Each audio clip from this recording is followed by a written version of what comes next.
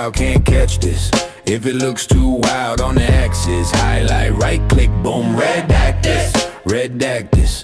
Blur that face, can't fact check the madness. Torn out page from the bad habits atlas. If the story get messy in the ad-libs, highlight, right click, boom, redact this. I was young, I was dumb, I was scrolling. Type way too much, hit send, heart swollen. Now I keep receipts like a lawyer with a folder. But anything risky get hit with the toner. Whole group chat, got tails, I ain't claim. If my name pop up, that's a typo, blame. Who's that in the pic, man, that ain't go strange. That's a random stranger with a very close face. Understanding my friends, I plead don't recall. If they ask for the tape, it's a missing file. If they pull up the clip, that's deep fake style. If they show me the proof, I just smile. Like redact this. Black ball from my past, can't track this. Screenshots cropped out, can't catch this. If it looks too wild on the axis, highlight, right click, boom, redact this. Redact this. Blur that face, can't fact check the madness. Torn out page from the bad habits atlas. If the story get messy in the ad-libs, highlight, right click, boom, yeah, redact. If it hit too close, that's a rumor I heard. If the dateline match, that's a clerical error. If the outfit match, that's a popular shirt. If the tattoo match, that's a stock photo search. I'm allergic to question, coughing the light. I just edit the ending, soften the bite. Take the worst 3 parts of the night, then slice like fun was had and we were not. Every X got a chapter I seal. Every text got a gap in the reel. I ain't lying, I'm curating the reveal. Just trimming little bits of the raw, real deal. If you saw, you didn't. If you know, you didn't. If you talk, I'm clipping. If they ask, we glitching. Swipe that name out, crop that frame out. If it made me look foul, delete then fade out. Redact this. Black ball from my past, can't track this. Screenshots cropped out, can't catch this. If it looks too wild on the axis, highlight, right click, boom, redact this. Redact this. Blur that face, can't fact check the madness. Torn out page from the bad habits atlas. If the story get messy in the ad-libs, highlight, right click, boom, redact this. Check. Get ready. Let's do it. Yeah. All right. Let's see. I can jump straight in here. Let's see. I think I have the buttons and the abilities to do it. It's this one right here. Is this button? Hey, oh, why is my camera frozen? Look at that. I'm looking down and I'm busy. At least I'm working for a living. All right. Configure the camera hub. Wake it back up. Let's see. Go to the change the camera entirely. Black it out, then bring it back, and then do this thing and kind of ring it. Hey, what's going on? What in the ever loving? Maybe I have to switch it on this one. Let's see. Go back to camera A. Go back to this A. And maybe I have to turn off the camera over there. I'm just going to stay frozen. That's just what's going to happen. Goodbye. On there. Is this what happens when I just assume everything's going to work? Is that what happens? Is this the way it has to be? All right, hold on. Turn that off. There we go. Hi guys. At least we can see you, and that's the important thing. You're the most important part of this this show for shizzle. I'm going to try and restart the camera. Probably need some sort of a restart something or other. Switch on there. And now I'm completely gone from the camera on this end. I hope I don't have to restart the feed, because that becomes a real pain in the tuchus. Come on now. Get back to here, and then the thing, and then maybe I'll put on some effects and then take them off and see if it wakes up. I know what I could do. I got an idea. I'm going to try changing the format.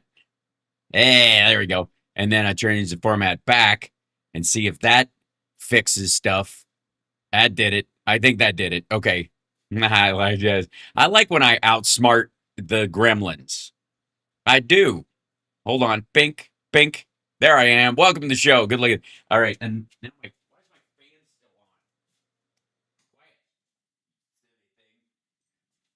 on? All right. Now we're fine. Now I'm here for real, and we're all right.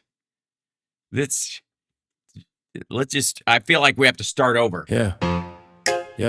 If they ask, I forgot. you ain't seen nothing. All right. Yeah, we ain't saying nothing. Black bar over my past, can't track this. Screenshots cropped All right, out. I'm can't kidding. All catch right, we'll do a this. show. If it We'll do a looks real show. I got you. You got places to be. I got things to say. It's just busy over here. It's major distraction town happening over in Trump land. I'm trying to find, and I have no doubt that I will at some point. Trying to find the and maybe Andrea and CSL, maybe you guys have seen this, the 14-point document from that allegedly has, that is floating around someplace, that allegedly has Iran's demands and our demands and what we're actually arguing over. Because there's a lot of chit chat about it, but nothing to show for it. Hit the like, share the show. It's Hal Sparks Mega Worldwide, etc., etc. Also, let me move. Let's see. Let me move that thing over to me, or should I move myself over? I feel like that's what we should do. I feel like my camera got all cattywampus when I changed formats. There I go. Oh, and I'm not even back on the. Hi, there I am in the stream. I was gone from the vertical stream. Sorry, guys. You talk amongst yourselves. But apparently there is a 14-point plan, according to some folks at Fox. Here, I'll show you what they have to offer, and you can judge for yourself whether this is a real thing or not. This is a video from Fox News called "Ticking Clock." 72-hour window could reshape global power. All right, simmer down. Go easy on yourself. And this is about whether or not a deal is being had or has been had and whatever. And it says in the beginning of this, in their little chapter parts, well, that's not even that's just showing the thing. It says right here, it says the U.S.-Iran 14-point memo and it ... It what? It what? Tell me. All right, here we go. Now let's bring in Katie McFarland. Katie, right off the top, what's your reading of this one-page 14-point memo? Yes. What is it, and where is it, and how can we actually look at it? Devil is in the details. If Iran agrees to it, there are no details in a one-page memo, dipshit, and then abides by it, two very big ifs, then it's probably not a bad deal. I'm a little concerned that there's nothing in this 14-point plan that restricts Iran's development of intercontinental ballistic missiles, for example, and there's nothing in there that talks about Iran's support of the proxies, Hezbollah, Hamas, most of which are devastated at this point. But also, is there, okay, there it is, okay. Google's 14-point plan around thing, okay. We'll open up this thing with the thingy thing and see if it opens up on here. Oh yeah, this is okay. So this is the actual first post. Do they have a copy of it? Will Trump accept their 14-point plan? What is it? Read more. Okay. Iran's newly submitted framework marks its most expansive attempt yet to resolve the thing. This is Iran poses 30-day plan to end the war as Trump doubts the thingy. As Trump doubts breakthrough. 14-point plan framework is described as a counter-proposal to the 9-point plan, which I thought was 10. Was it the 14, 15? Stupid. Read more. What are the points? God damn. A key sticking point in negotiations is to control and access to the Strait of Hormuz. One of the again, Iran's proposal includes alternative arrangements for reopening the strait, while also seeking an end to what it describes as external military pressure on its maritime routes, meaning the blockade, the mockade. U.S. has separately proposed mechanisms aimed at restoring safe passage and stabilizing energy flows. Yes, the mockade that's completely open. Inside Iran, to deteriorate, currency has fallen sharply since December, blah, blah, blah. Yeah, as would happen when a war has been... Okay. Can somebody... All right, the 14-point plan is described as... Counterpoint. Okay. I'm going to try one more. I'm going to make another attempt at kind of figuring out what this goddamn thing actually is. Because one would think it would be kind of crucial. Yes? Crucial. Think I want you.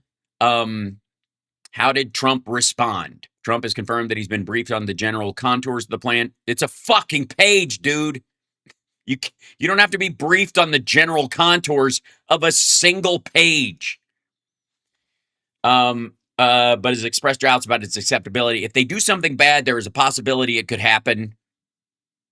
Oh, about Trump, whether, oh God, asked whether military strikes could resume. And in remarks posted later, he questioned when the fuck, half of this, God damn it, it's so hard to tell when any of this is actually occurring. So this is the May 4th one. The May 4th is when they put this. That was the 72 hours, allegedly. Okay, so the main demand. I don't want the main demands. I want the actual, let's see. Where can I find the actual text of the proposed 14 points? Points. You can't get a full treaty-style verbatim text here. Publicly available are detailed summaries and partial descriptions. Motherfucker. The best public sources right now are the Al Jazeera Explainer, a solid point-by-point rundown of what Iran is demanding based on leaks and mediator briefings. Look for what's Iran's 14-point proposal to end the war, and will Trump accept it on Al Jazeera's site. Okay, so we'll see what they're...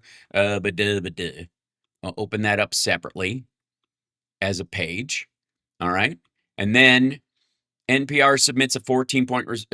Iran submits a... NPR does. Iran submits a 14-point response to the U.S. proposal to end the thing. A shorter but clear list of the main elements is on NPR. Okay, great. So this is a list of the stuff, in theory, go away.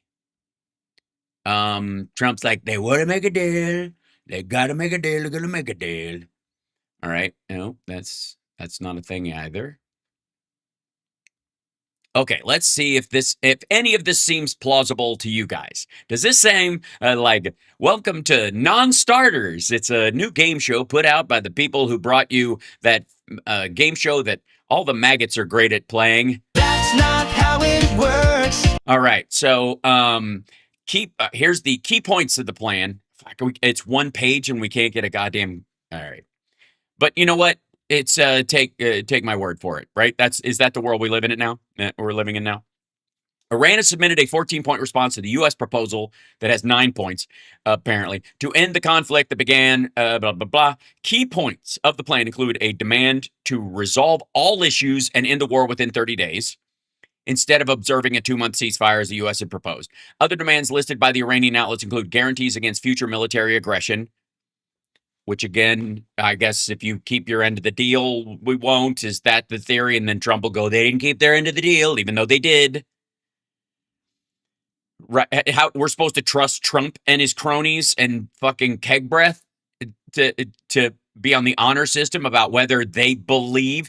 Trump feels, thinks this war's going to end when he feels it in his bones, and somebody's going to sign a piece of, like, what is the standard? All right, never mind. All right, other demands listed by the guarantees against future military aggression, of which, like, what the hell is Trump and keg breath going to do? Just sure, bro. The withdrawal of U.S. forces from Iran's periphery. I guess they've fallen back from getting all the bases out of the Middle East. Whatever their periphery is any linked country, including Iraq, I would guess. That would count as their periphery. Certainly the entire maritime area, the Persian Gulf, the Gulf of Oman, the Strait of Hormuz, everybody out of there. Yeah, that's going to happen. And into the naval blockade, right, which, is a game of idiot chicken. The release of frozen Iranian assets, which is somewhere in the order of $220 billion, including the $6 billion that Joe Biden did not give them. That's still in a bank in Qatar, if it hasn't been given to Tucker Carlson. Payment of reparations. Sorry, Trump and MAGA and the Republicans are all going to agree to give Iran reparations. They're going to sign off on reparations and the release of $220 billion after they crawled up Obama's ass for releasing $1.8 billion of Iranian funds from sale of their own oil to Iraq. It was in a bank in Iraq, right? Still U.S. funds in circulation, whatever, it was just sitting there. And we were owing them money because it was illegally held, because we'd already given them permission to sell to Iraq because we were trying to help Iraq out. But all right. So Trump is going to sell 200 times more money than Obama released. That's going to happen. So maggots, please, we have to have one in the chat room. They've been showing up everywhere.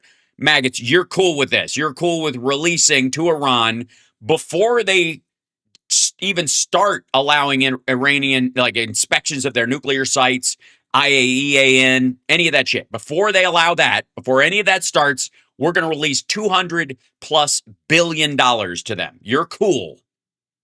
Just checking. It's your guy. He seems to think a deal is very close, and the only thing is a nuclear weapon. Whenever that happens, I don't care. All right. The lifting of sanctions, of course, an end to the fighting in Lebanon, which is interesting because I guess technically they don't control the Hezbollah side of it. Are they going to tell the Hezbollah as a proxy of theirs to not fight anymore? Again.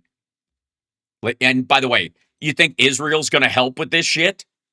You think Israel's going to be okay with Trump making this deal, which is significantly worse than the JCPOA?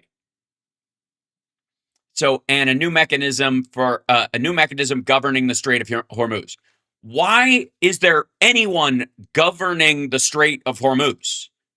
It's a fucking sea passage. Why should the Iranians or the UAE or anybody have control over a fucking strait like that? Especially the middle of it, which is international waters. I don't care what your fucking barrier zone is for your own Navy. Keep that. But anybody who's going through the part between Oman and, where outside of their territorial waters and outside of Iran's territorial waters, the only governing that should be going on is some level of traffic, right? So boats don't run into each other. That would be the mechanism. Not how much of a take Iran can get from boats going through there, which again, I don't know. Maybe Trump's going to sign off on this. Maybe he wants to split ownership of an international waterway with whoever the next Ayatollah is. And maggots will be very excited about this plan, this concept of a plan. Now, it says right here, NPR has not independently verified the contents of the proposal, which again is part of the problem, but it's an awesome thing. Okay, here's Al Jazeera's version of this. What's Iran's 14-point proposal to end the war, and will Trump accept it? He'll only accept it if it's a good deal for Iran and maybe for Netanyahu. I don't know. But when it comes to us, it's a shit deal. It's going to be a shit deal. Just get used to the idea. He wants it to be over. He doesn't give a fuck about the details. He's trying to cut and run. It's straight up taco time. That's he's done it. He's tacoed what, twice in the last 24 hours? Raise your taco, take a bite. Trump always chickens out, so it's gonna be all right. What a dick. Anyways, okay, so Trump is reviewing. It's a page. It's a list of demands. What do you mean reviewing? Checking for grammar mistakes? Honest to God. What? Reviewing the latest Iranian proposal to end the war, but the mistrust between the two sides is a big obstacle, analysts say. Well, according to Trump, everybody's dead except the four groups that we're talking to at random who can't agree on anything. So if you sign a deal with one of them, the other three groups are what? Going to kill those fuckers? How does this even work?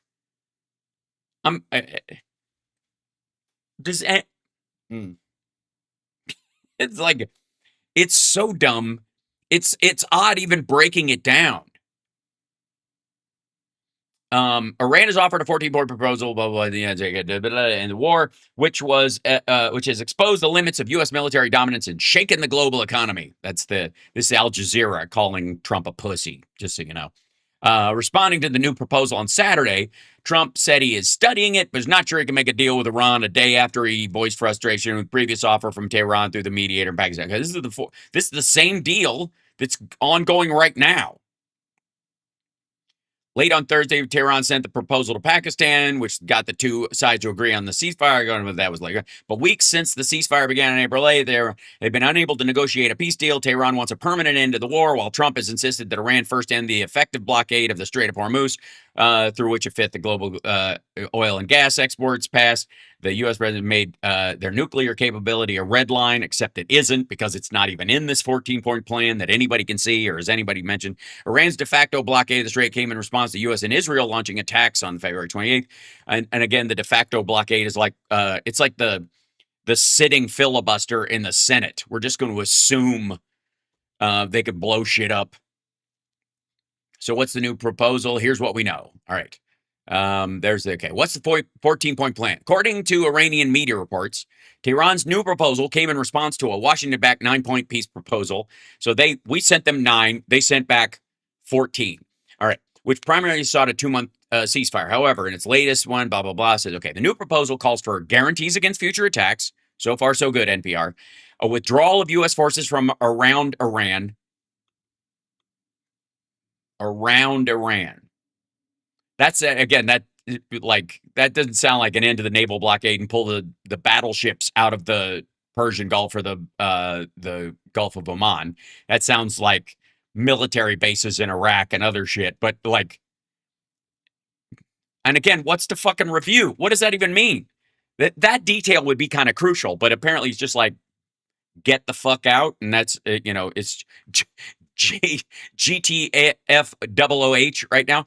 The release of frozen Iranian assets worth billions of dollars and the lifting of sanctions.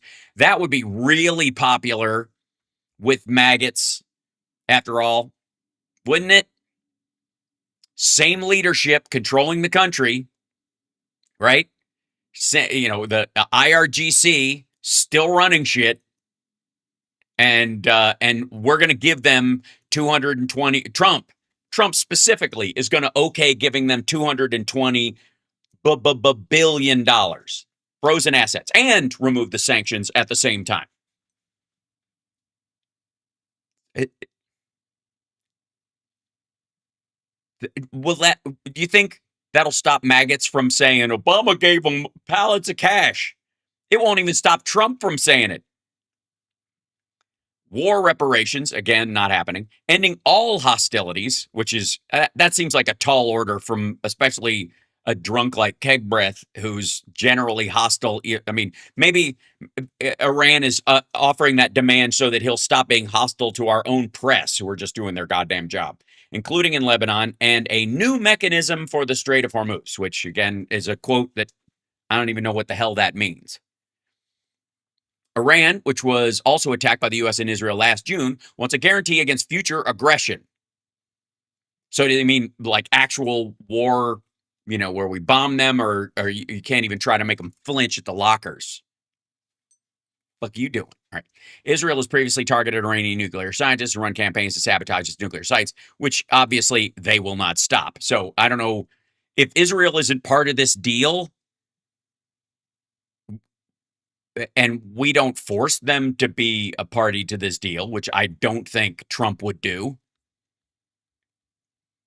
I think most of us expect that we sign this deal with them, like, see, it's all done. And then Israel does some attacks, and Trump said, hey, it's not my fault. I'll yell at them. But, they're just, it's so fucking stupid.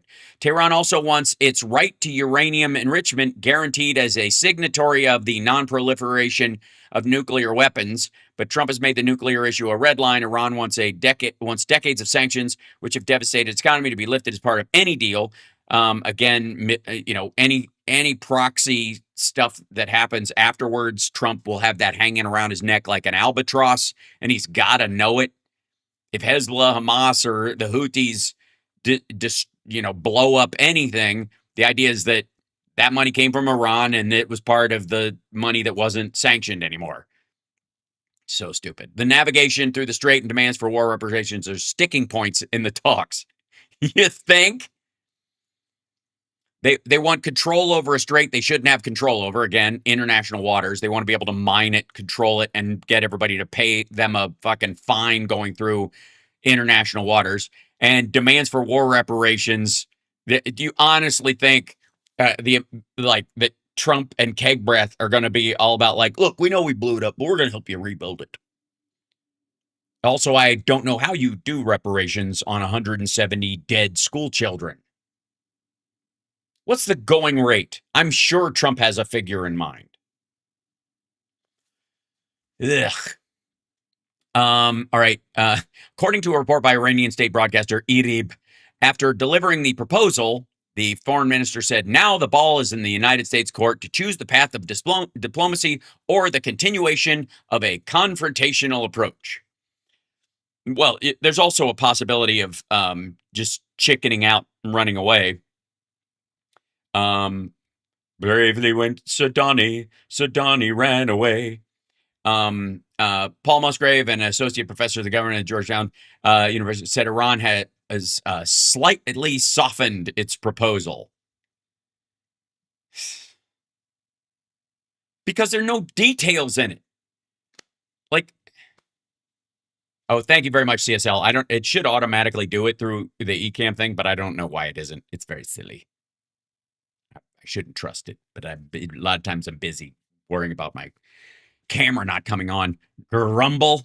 So, all right. So needless to say, these are all the same non-starters that we've been dealing with. There is no fucking deal. There just is not. It's a fucking cartoon. So, and like KT McFarlane and all the dipshits at Fox arguing that there's something there when they she's like, there's nothing in there about nuclear stuff. Yes, there is. Apparently, according to Al Jazeera and NPR and other people who've spoken to people or what's been said on the Iranian press, or through sources from Pakistan, is that there's a thing in there about they want to be part of the non-proliferation treaty, which allows them to enrich uranium. And if they do that, they could have a secret program. It depends on if they're honest brokers or, they're really participating in the non-proliferation agreement, right? Yeah, so this has just been more market manipulation. Exactly, John. But in any event, it's not the deal I would have liked to see. But if it's a deal that can be enforced, then it's a very different question. But it isn't. It is not a deal that can be enforced. You again, the trust me, bro parts of it should worry everyone, especially even from the Iranian standpoint. A very different point. The thing I'm looking for is that they bought about 72 hours of time. Now, what's going to happen in those 72 hours? The foreign minister of Iran is in Beijing right now meeting with the Chinese foreign minister. And you better bet that the Chinese foreign minister is saying to the Iranian foreign minister, cut a deal now. We don't care about your nuclear weapons program, even if we may have helped you along with it. We care about opening the strait and getting our oil from Iran, our oil from Saudi Arabia, our oil from the UAE. China needs that oil supply. That gets to almost half of China's imported oil supply from that. By the way, important point. She actually cites the reality. 40% of China's oil comes from that area. Trump has said something along the lines of 90% of it comes from there. 90% of the stuff from Asia in general, which is a broad area, and the periphery of Asia comes from that direction, because oil going in two directions, right? That there are other sources and other directions you would go to get it across the seas. There's no fucking reason why you go from there across the Atlantic Ocean over to the United States or even to South America when Venezuela exists and the United States exists and blah, blah, blah. And you certainly wouldn't take it through the Panama Canal to China. It's just silly. So just for the record, that's 90% of that goes to Asia in general. 40% of what China gets comes from there. Just for the record, she cited it rightly for the first time. Trump says it's 90% of their oil they get from the Strait of Hormuz. It's not the case. Region. So I'm assuming that that's the conversation that the Chinese are having with the Iranians. Now, is that enough to do a deal? Who knows who's in charge in Iran? And therefore, who knows, whatever they sign, they could keep. Look at that. Katie McFarland slapping some reality down on the table. What have I been saying? Like, and seriously, how fucking stupid is this whole concept? There are 4 different groups. They're all fighting with each other, but we're having great talks with one of them. It's nonsense. Well, President Trump heads to Beijing next week. He's going to meet Xi Jinping. Xi Jinping. It's not Xi. I don't know what the fuck these guys' problem is in the news. XI, Xi. It's just like SHE, Xi. It's pronounced Xi. Like, all these assholes will start, like, they'll throw on a fucking, like, Spanish accent whenever they're talking about Guadalajara all of a sudden, but they can't fucking pronounce. I know, it's not important. It's aggravating. Do you think that President Trump is in us, if the war is winding down? And if he goes down by the end of next week, is our president in a much stronger position in his talks with Xi Jinping? Hugely, and they're really important for American national security interests. Is really the deal that he's going to have with China. You know, obviously Iran. What deal? Is important. We've got the Armada there. It's a major issue politically, domestically for the United States. Oil prices, but the real deal is the China deal. What kind of a deal are we going to strike with China? To do what? And particularly Taiwan. If Iran gets away with what it's doing in the Strait of Hormuz, saying that, well, this is Iranian land, waterways, we're going to charge a tariff, we can decide who goes in, we can decide who goes out, that sets a precedent for China to do the same thing. So Trump allowing them to do this, signing off on 3 out of the 14 points in this, would give a green light to China to attack Taiwan. The South China Sea and even in the Taiwan Strait. We don't want that precedent. We want this deal solved.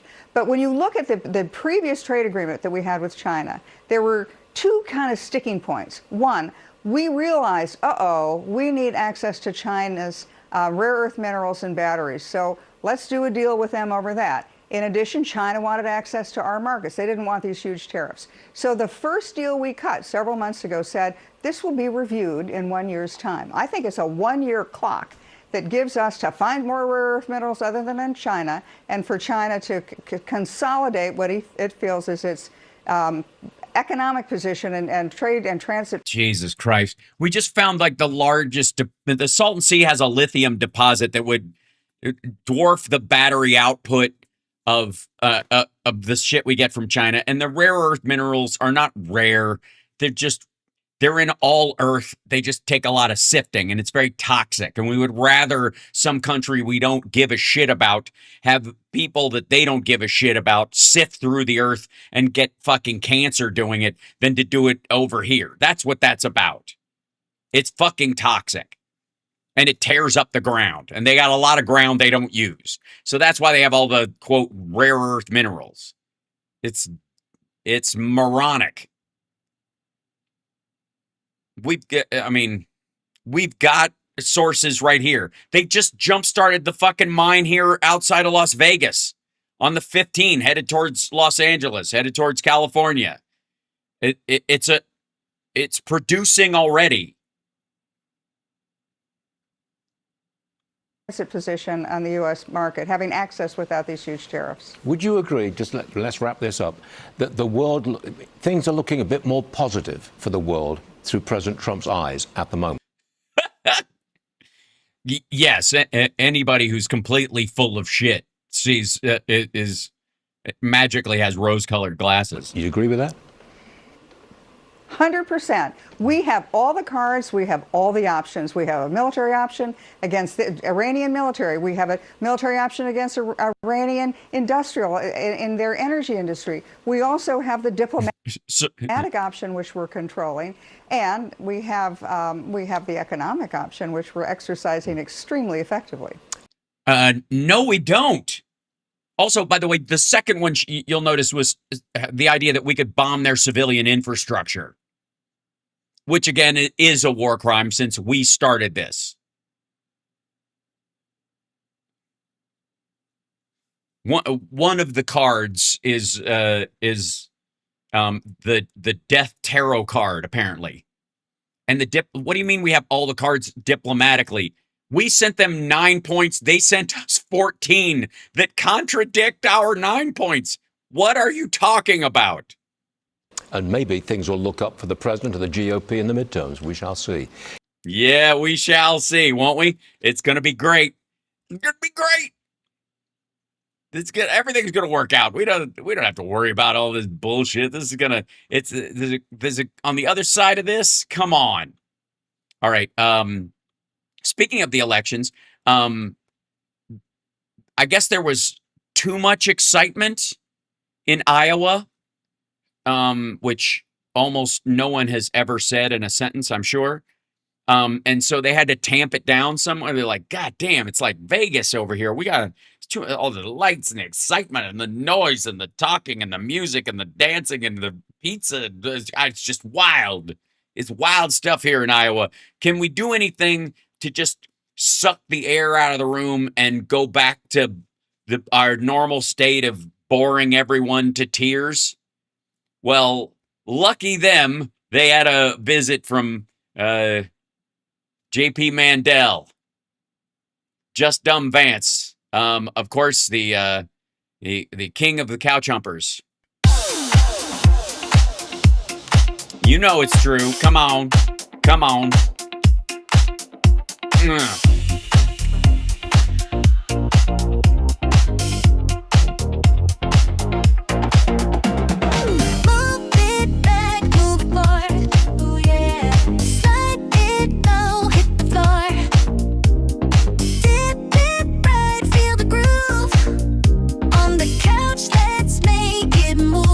Right, on the couch, let's make it move.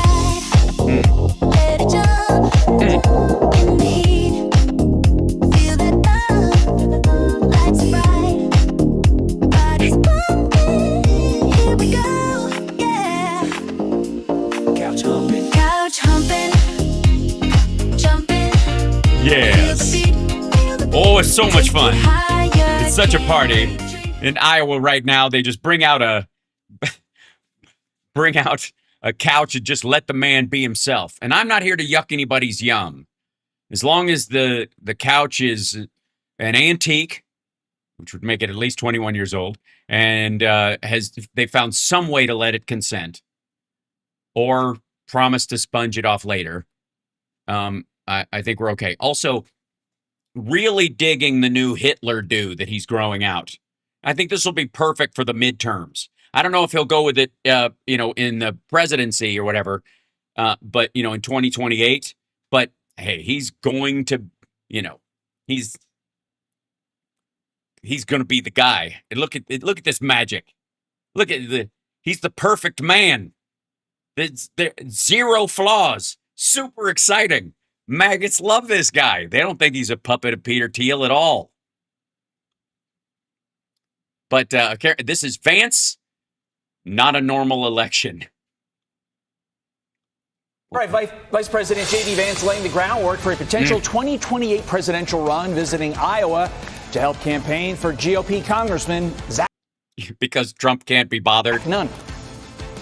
My friends, this is not a normal election. This is not a normal political environment. This is a contest between a party that wants to take all of your money and give it to illegal aliens. And we want to take all your money and give it to the Saudis to set fire to. And a contest between gentlemen like Zach Nunn, who fight every single day for you. And I have a simple question here, which is... out of deference to the people he believes are in the room. Do you want somebody who By the way, Fox News, we see you. You know, I understand. This is like watching paint dry, but you got to play music behind it.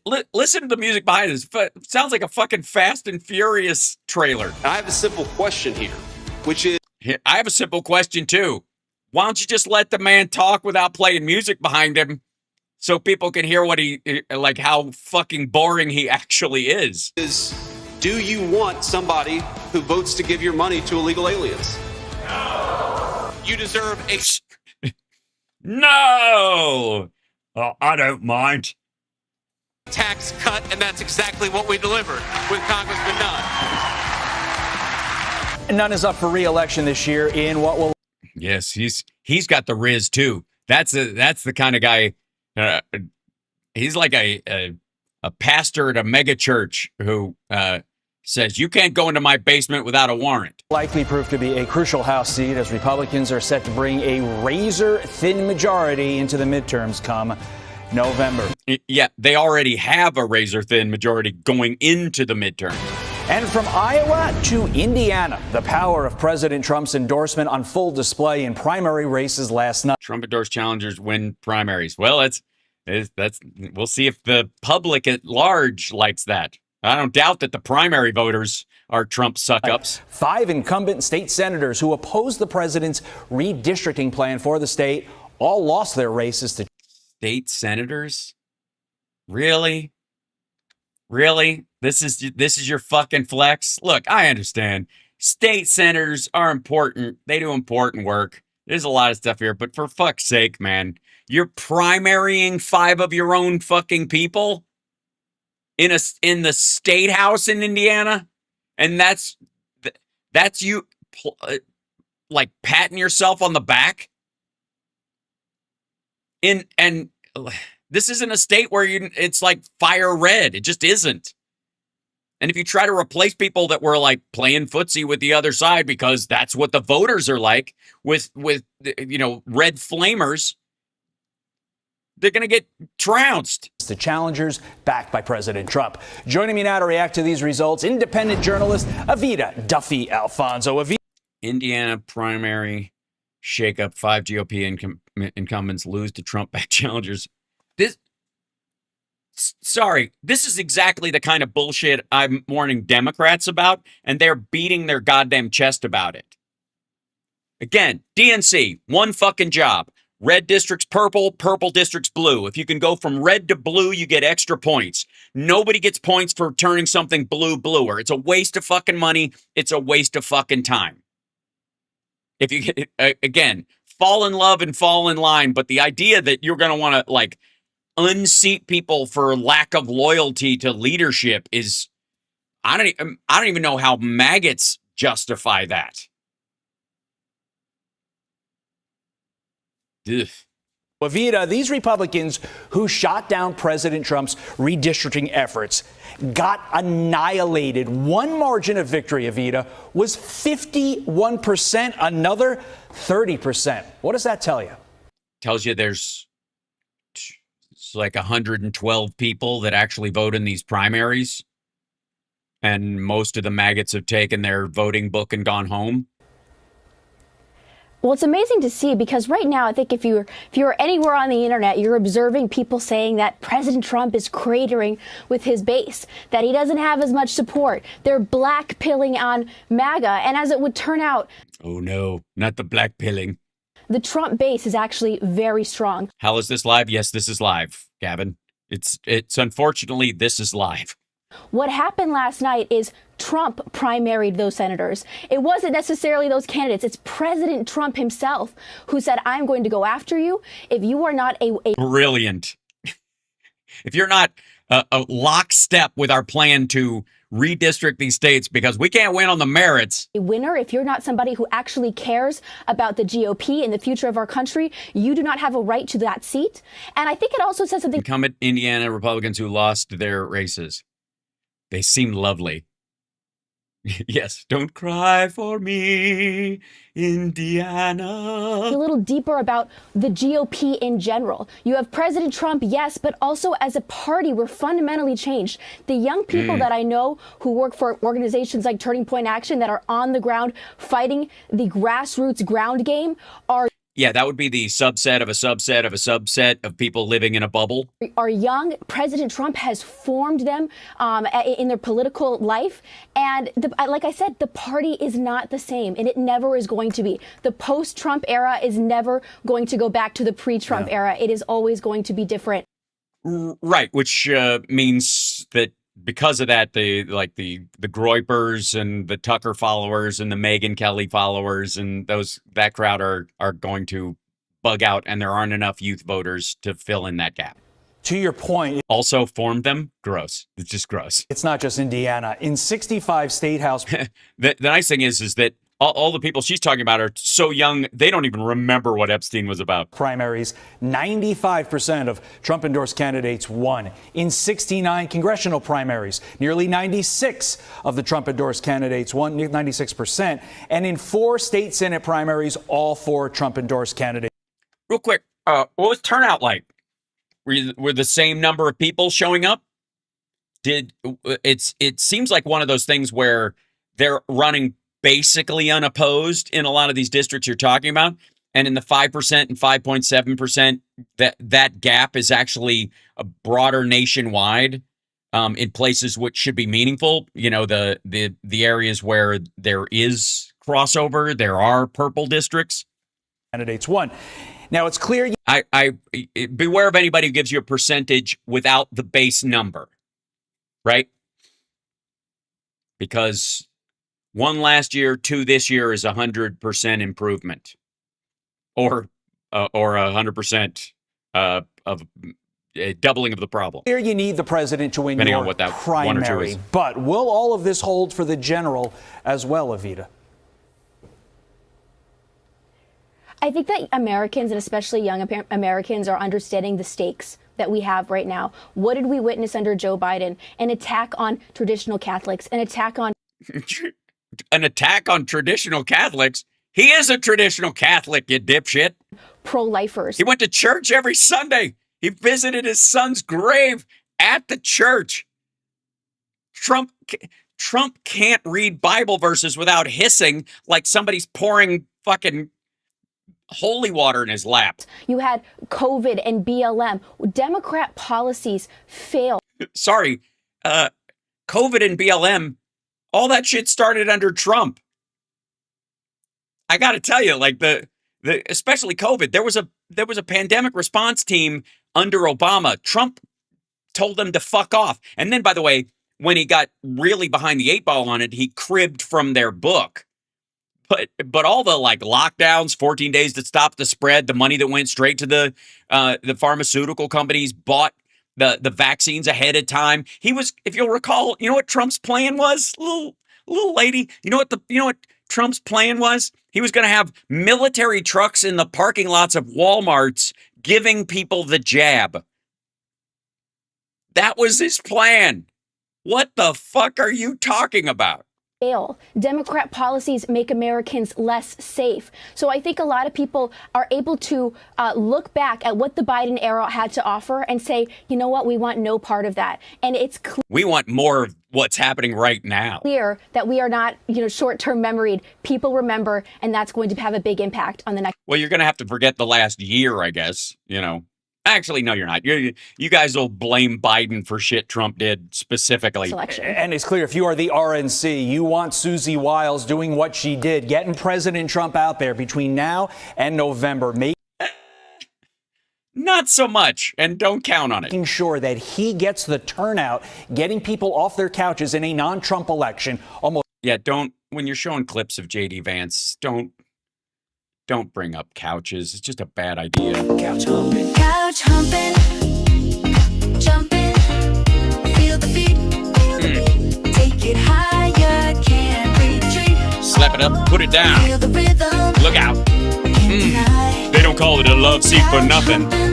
reach the sky. So, Almost turning it into a Trump election to get him to vote. almost Want to get to get them to vote. Yeah, that'll work, dude. your quick thoughts on California candidates there meeting in their final debate before the primary in a few weeks. Here is one notable exchange. Listen.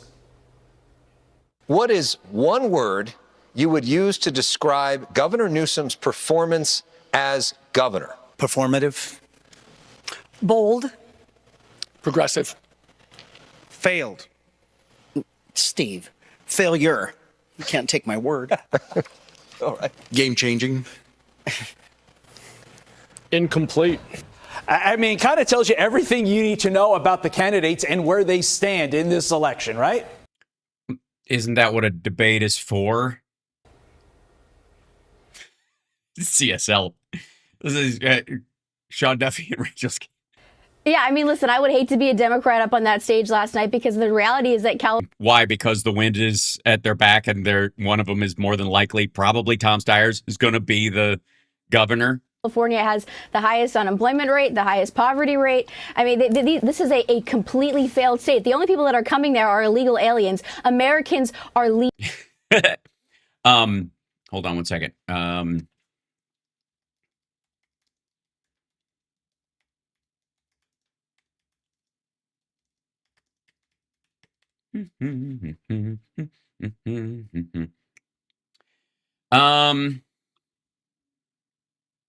Actually, let's see. California's third at 5.3%.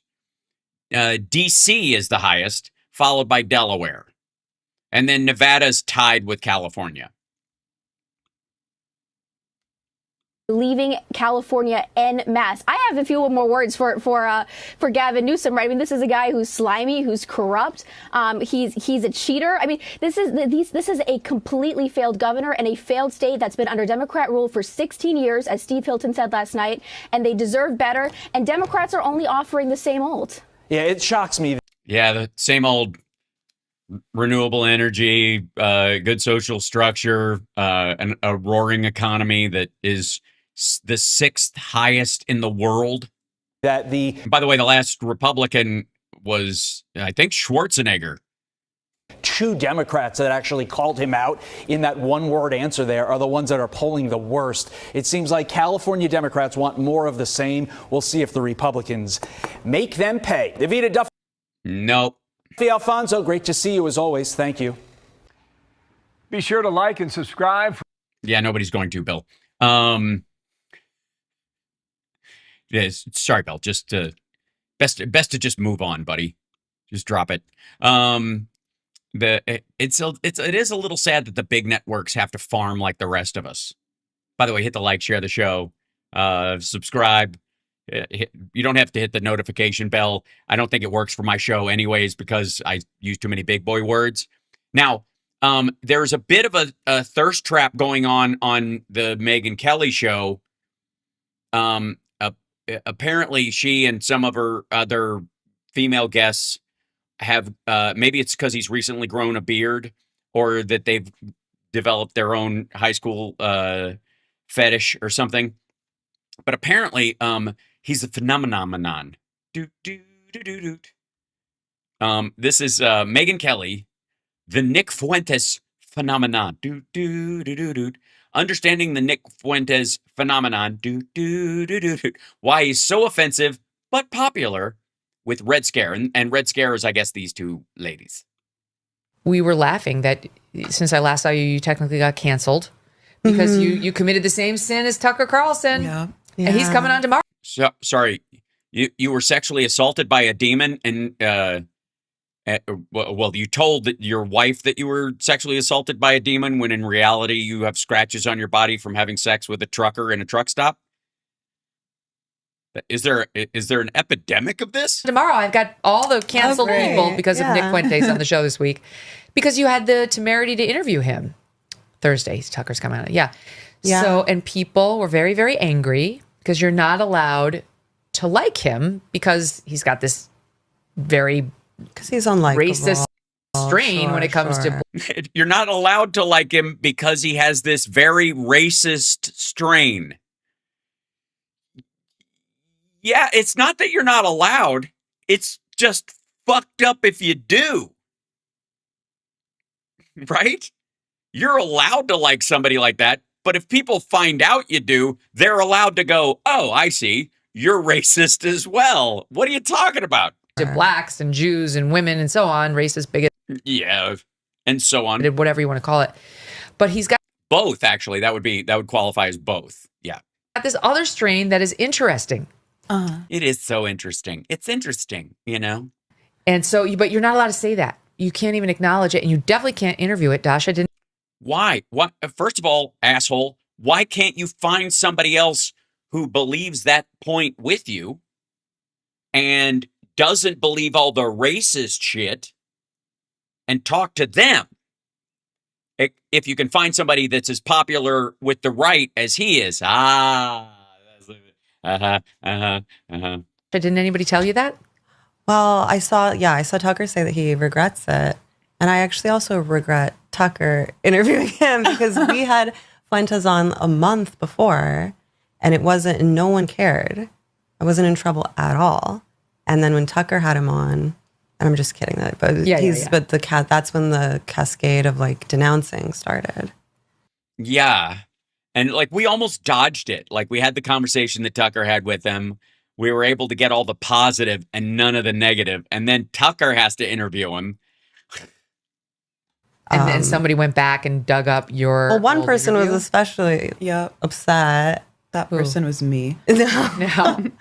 No, in the Hollywood Reporter, there was that one guy who that fucking one guy at the Hollywood Reporter, right? Yeah. had been waging this crusade against me. Anyway, it doesn't matter. Yeah, it's stupid. It really is. The point is, we had on Nick Fuentes. We were happy about it, and then Tucker blew our cover, and now it's annoying. Like so annoying. I get it. I get why he's like a no person. Why like the liberal establishment. Whoa. Why? Oh, hold on. Why is it that only the liberal establishment would have a problem with the guy who is a racist and a bigot?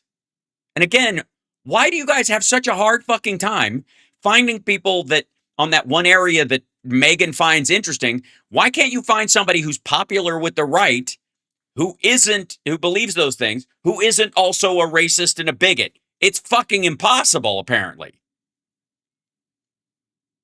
I mean, how many fucking, like, streamers are there on the right? Right? I really don't get this. You can't find somebody that agrees with you on the egregious acts of Israel or that, the idea that there should be some sort of America first. There's plenty of, like, Republican Congress people who say similar things, right? And they're elected officials. But you're like, yeah, but they don't have the riz of the racist guy, and that's not going to get me clicks. Wouldn't want you to talk to him, I guess. I don't. I think it's totally hypocritical. When I was reading the remarks that Tucker made in his New York Times interview where he talked. What? Are you saying Tucker's a hypocrite? Tucker is not a hypocrite. A hypocrite has to actually hold a belief and go against it. Tucker Carlson is just a liar and a flim-flam artist. About how he regretted having Fuentes on. And like, that's not true at all. He's still crushing on that dude. And to me, it was kind of like sour grapes, even though I agreed with like other parts of the interview, because he says that the reason he regrets it is because it was a distraction from these other bigger issues. The problems that are facing us are primarily economic, not like demographic in nature. And I think he regrets it because, let's face it, Nick Fuentes is much more popular among younger people. He really. Ooh, shit, damn. The Real Housewives of St. Petersburg are going in hot on Tucker Carlson. You don't think he has the kind of JD Vance kind of riz that the ladies find exciting with his Rachel Maddow haircut? Looks better on her, by the way. He really owned Tucker. He'll own anybody, and it's his moment now. He's ascendant. But he's young. It's called poning. They don't own, they pone. Largely because of a frequent mistype where you mean to hit the O and you hit the P instead. I don't find anything controversial about even his most controversial remarks because. Whoa! Well, guess what, Megan? I'm fairly certain I've heard Nick Fuentes like admit that some of his shit goes too far and he's being hyperbolic. And she's like, even the stuff where he's fucking around and messing with people. I think it's true. Because they're very clearly meant as a half joke, and it's irrelevant whether he a half joke. Which half? Believes them or not. Oh. And I think that the liberal media is totally like complicit in it because they are fascinated by him, much like they were fascinated by Donald Trump, and they want. Yeah, that's why people reported on David Duke too. They were just mesmerized. Want to keep him in the news because Yeah. it feeds clicks. Yeah. They always describe him as far right, which I'm like, Yeah. I'm not sure that's. Oh yeah, they think he's well. I mean, I guess if Hitler was a national socialist, That's right, but I understand why they're doing it. Well, they conflated things. because he is. They also, but before we had him on our show, there were 2 articles in the New York Times about him. One was about like groypers. What are they drinking in their cups? What do you think? I think it's liquid Ozempic, personally. In the MAGA movement, which isn't really like the nuances of how he even feels about Trump are kind of irrelevant. They just really needed someone. Yeah. He's black. What the fuck are you talking about? You had him on, dipshit. The fuck is wrong with these ladies? You had him on. Like the New York Times and all these people, they love him for clickbait. You had him on. Tucker had him on. You're complaining because it didn't help you get clicks after he had him on because he's got a bigger audience than you do.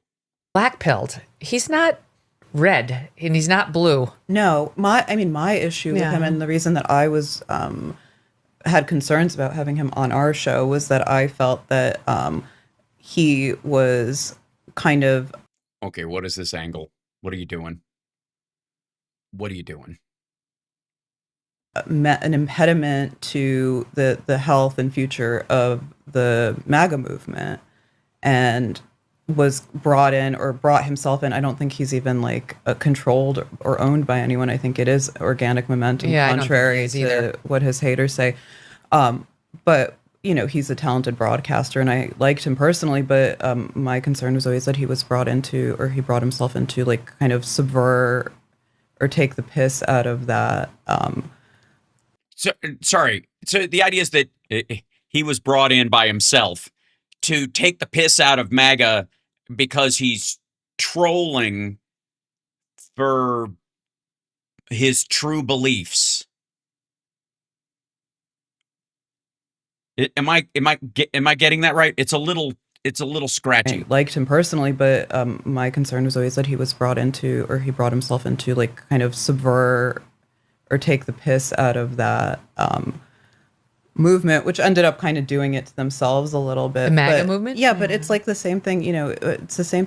Does honest to God, like all you're saying is that he believes what he's saying and that it became more popular than the bullshit version that Trump was selling. Thing as with Trump, with like Trump derangement syndrome, where the media loves these guys, they feed off of them. And you had him on. You dissy fuck. What are you talking about? Who's they? They wouldn't have the clips to pull and talk about if you didn't have them on your show or Tucker didn't. You're elevating him. Whose fault is this? Jesus Christ. And then, of course, they act all like shocked and outraged when someone else who's not on That's what Tucker did. Their team entertains them or interviews them. And, by the end of that New York Times interview, the reporter was like positively haranguing Tucker about. Oh, is he going to be okay? Did the lady make him feel all squishy in his pants? She was very focused on the Fuentes issue. Yeah. Tucker definitely regrets it. I think it's because he's a wuss and a liar. Blew up so much in his face, and it wasn't worth it for him. I think he sort of. Hey, asshole! It doesn't matter if it was worth it or not. He agreed to have the guy on because what the guy was saying resonated with him, and he just didn't like the fact that the bad association later. He thought the ship had sailed, that it had moved on, and that he was going to actually lash his dinghy to fucking Fuentes. Sort of thought he might be able to And then, by the way, and then Fuentes said, fuck it, I'm voting for Democrats because we need to punish Trump. And then that's why he regrets it. He does not regret having him on because of racist or bigoted or anti-woman shit that he said. Get the fuck out of here. Tucker Carlson does not care about any of those issues or any of the bad blood the media might have towards Nick Fuentes or any of the attacks that might come for him having on there. That has nothing to do with why he regrets having Nick Fuentes on. It's 100% the fact that Nick Fuentes in the last couple of months has said, fuck this Iran nonsense. We need to vote. The Republicans need to be punished for lying to us. There are no mass deportations. The cost of everything is going up. Home ownership is fucked. And we've started a new regime change war, which is exactly what he said he wasn't going to do. That's why Fuentes is like, screw this, I'm out. You can either stay home or vote for Democrats, but we're not supporting Republicans. That's why Tucker Carlson regrets it. Period. He doesn't regret having the stench of a bigot on his show. Are you out of your fucking mind? Breach Fuentes in a way that might be helpful for the conservative movement. I think that's what Tucker thought. And that didn't happen. And the bomb blew up in his face. And he was like... And I caught a total stray. Yeah. He's like, this wasn't worth it. But I actually did... I caught a total stray. No, you didn't. You had him on too, stupid. You caught the same heat. You just didn't catch it at the level that Tucker got it because you're not as famous or well known. I had my team pull this together. This isn't because of you and defending Fuentes at all. I just I always say when we talk about him, because I do feel the need to accurately represent him. Yeah, it's sweet. He should do that. There's no question he's a very talented broadcaster. Yeah. And he's predicted a lot of things happening in the political sphere. Oh my God, he's a fucking shock jock. Simmer down. Correctly. His strain of racism has just happened to grow in the fertile soil of MAGA. But there's also no question that this is the same shit where people are like, Trump is a master of the media. And you're like, no, maybe you're just a gullible asshole. That's like saying that guy on the fucking train is amazing at 3-Card Monte. And you're like, no, it's rigged. You're just dumb. He says things that are extremely racist, anti-Semitic, and misogynistic regularly. So I actually, just to show the audience, because I constantly make this reference and I don't actually put up, here's just some of what I'm talking about here inside. And all three of these ladies were just defending the cool stuff he says, though. Totally, there's cool stuff he says, though. We just can't find another Republican with the same riz or at all that believes the shit we like, but isn't also this kind of racist. 17. We're already a non-white country. Get a grip. Get real, bro. We already live in Mogadishu. We already live in Islamabad. Have you been outside LA, Chicago, New York? We live in nigger hell.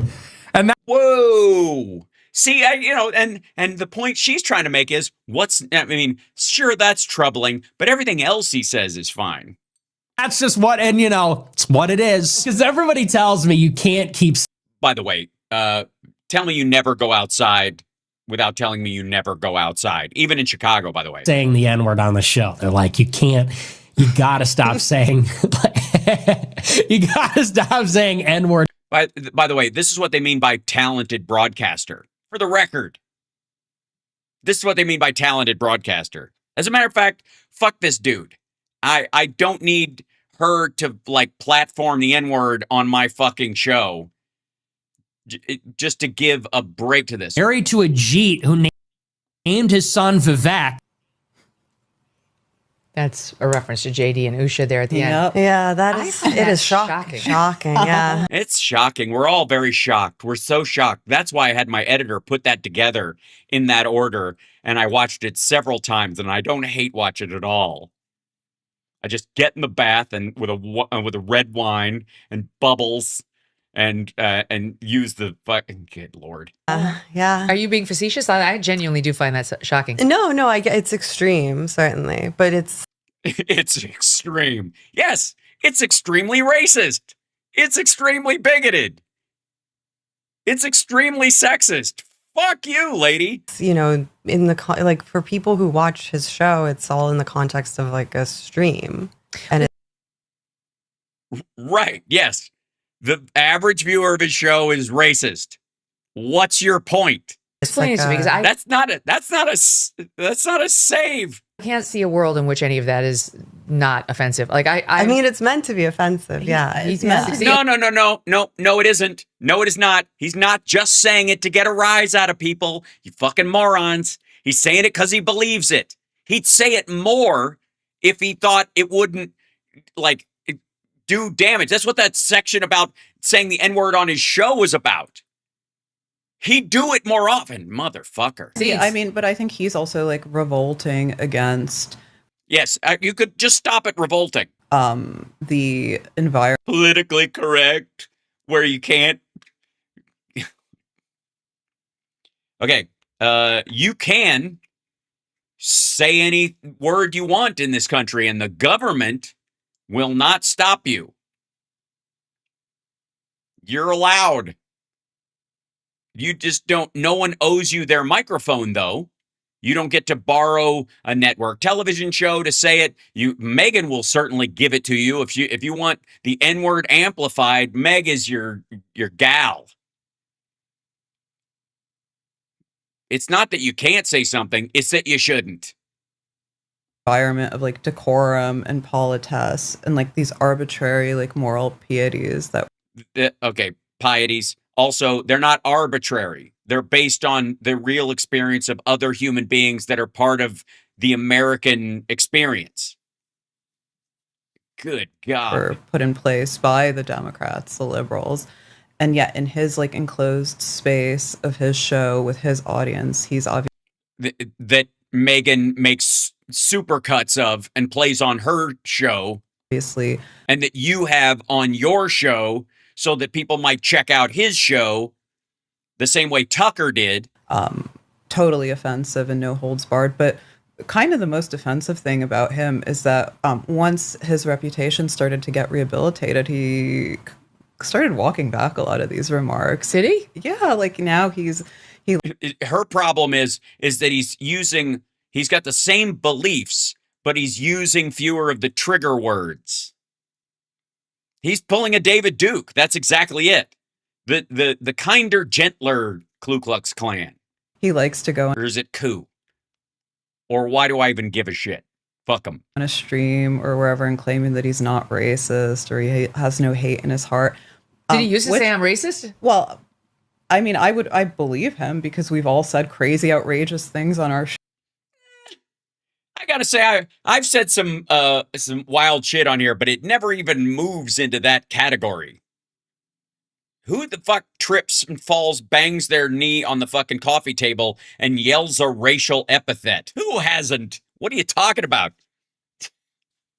Our shows for yes, but there's what we say, which is politically incorrect and doesn't like necessarily kowtow to the woke left, and then there's the N word over and over, and that J word for Indians, and you know, take your pick. Like oh, they will, and I can. Not. By the way, Megan, neither of these ladies have a problem with either of those words. And if you knew the derogatory N-word and J-word in Russian and you heard them talking to each other, you would hear them all the fucking time. I can even give you the point that, like, it's strange how much energy we've put behind, in particular, the N-word. We've empowered that word well beyond what we should because... Oh, have we? Well, then I blame Megyn Kelly for all the damage the N-word does. Thanks, Meg.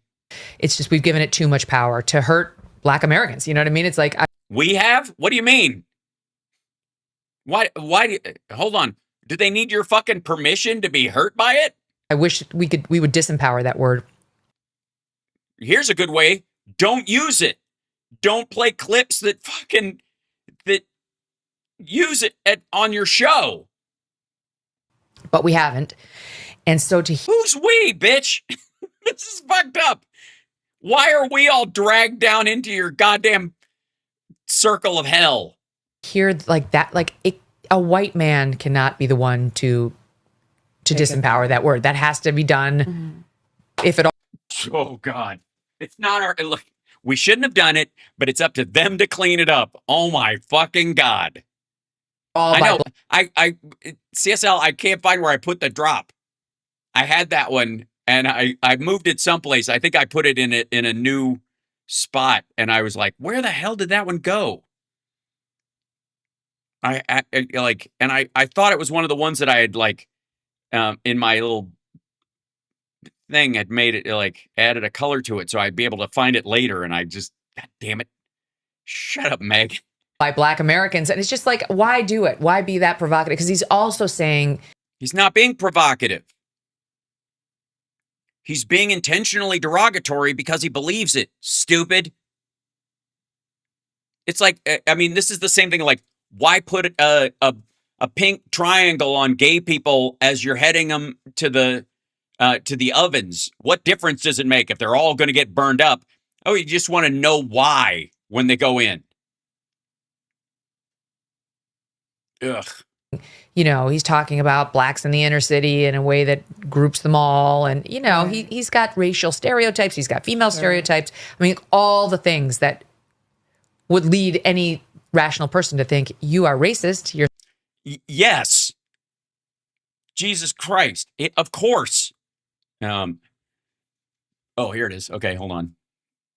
Okay. sexist and you're definitely anti-Semitic.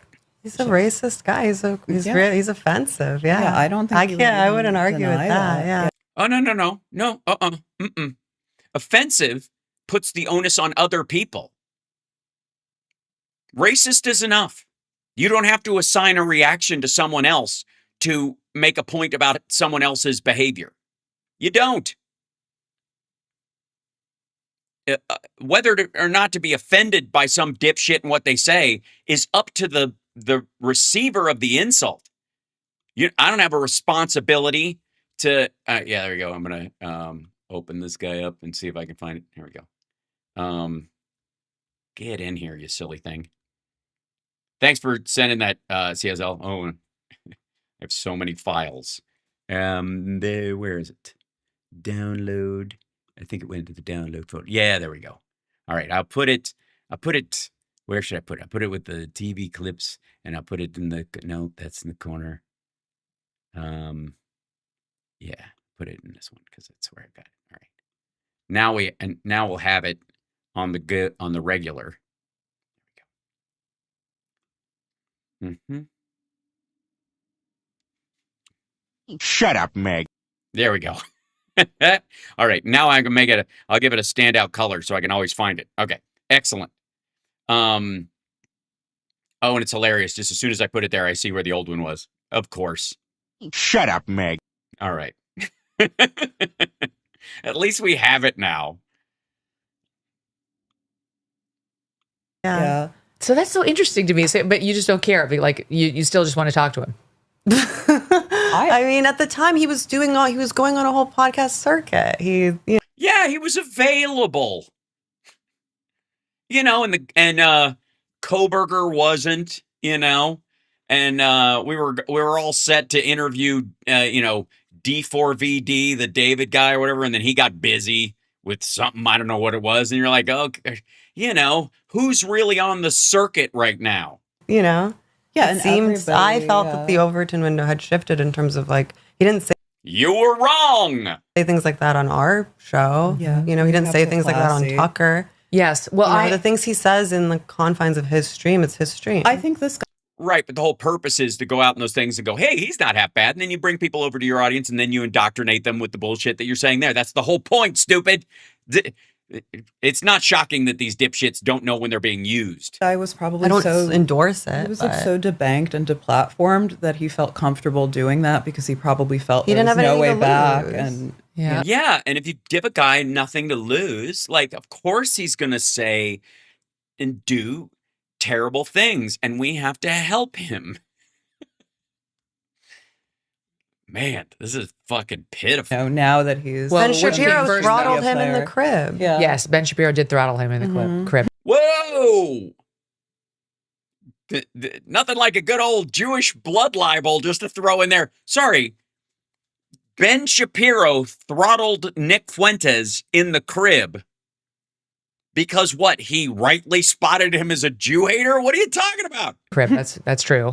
And he was canceled and put on the no-fly list for some reason when he was very, very young. I mean, that'll have a way of radicalizing people.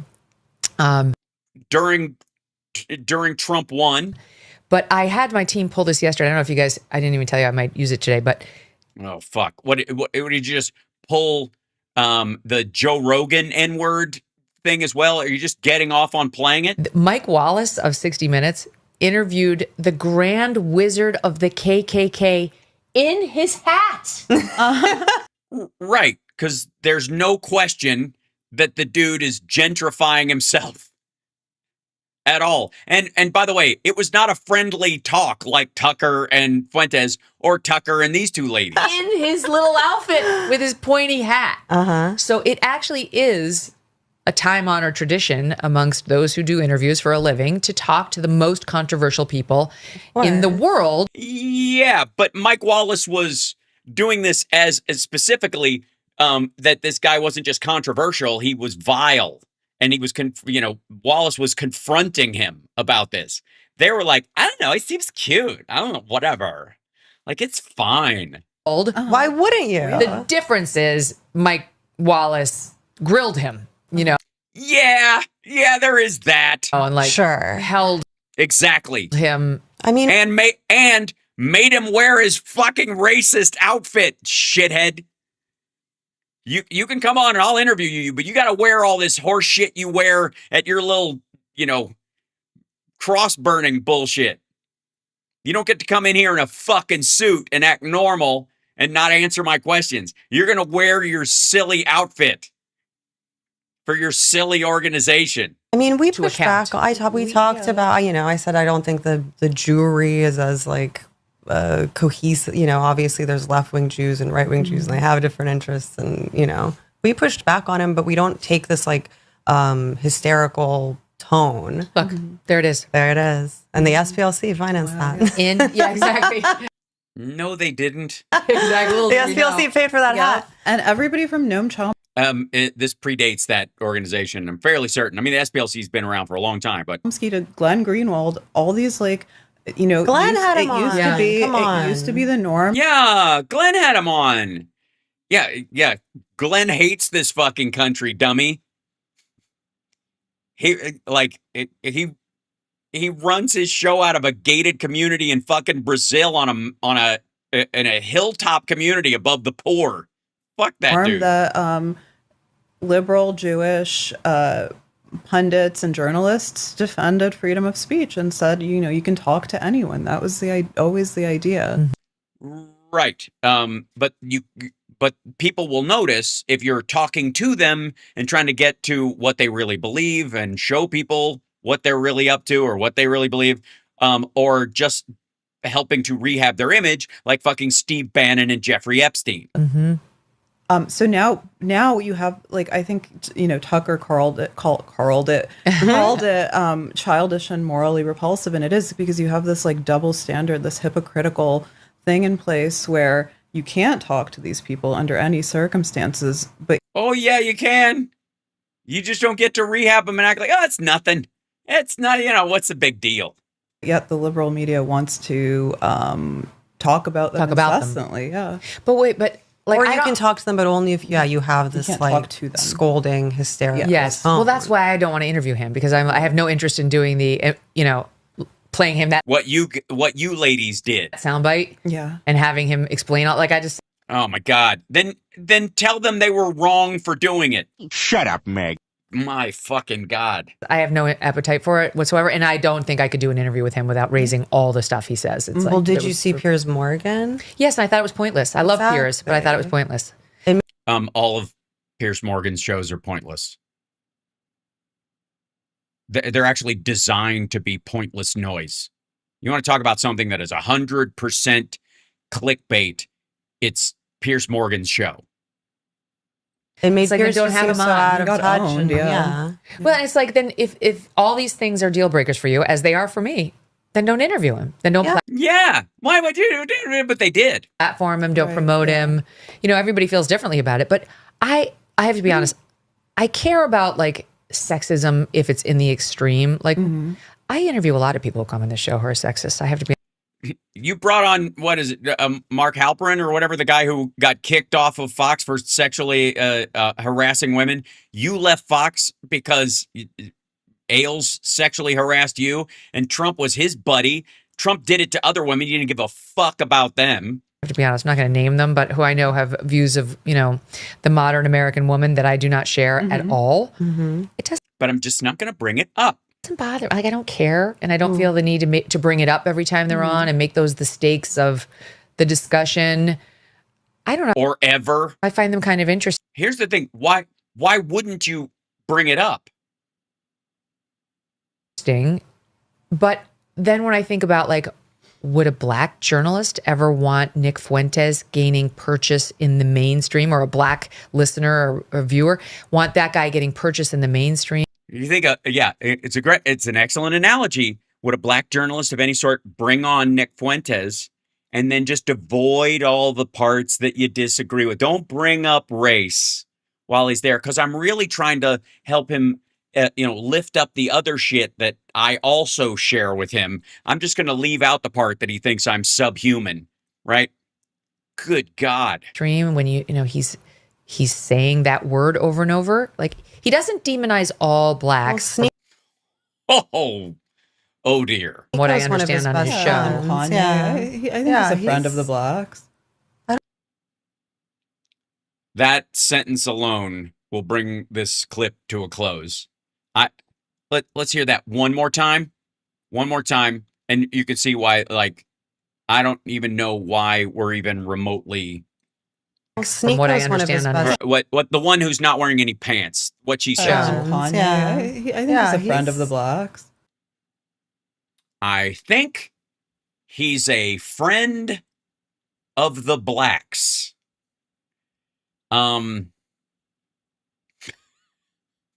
Like, I don't even know how, like, you wrap your fucking head around that.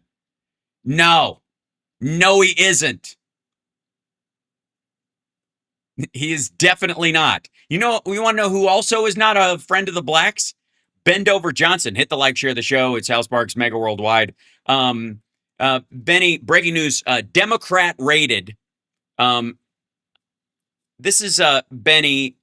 There was a raid of some cannabis businesses in Virginia that I guess one of the Speaker Pro Tem or whatever of the Virginia State Senate is a partner in or whatever. So this is what there's something going on. But he's got her in an orange jumpsuit with screaming, eyes, or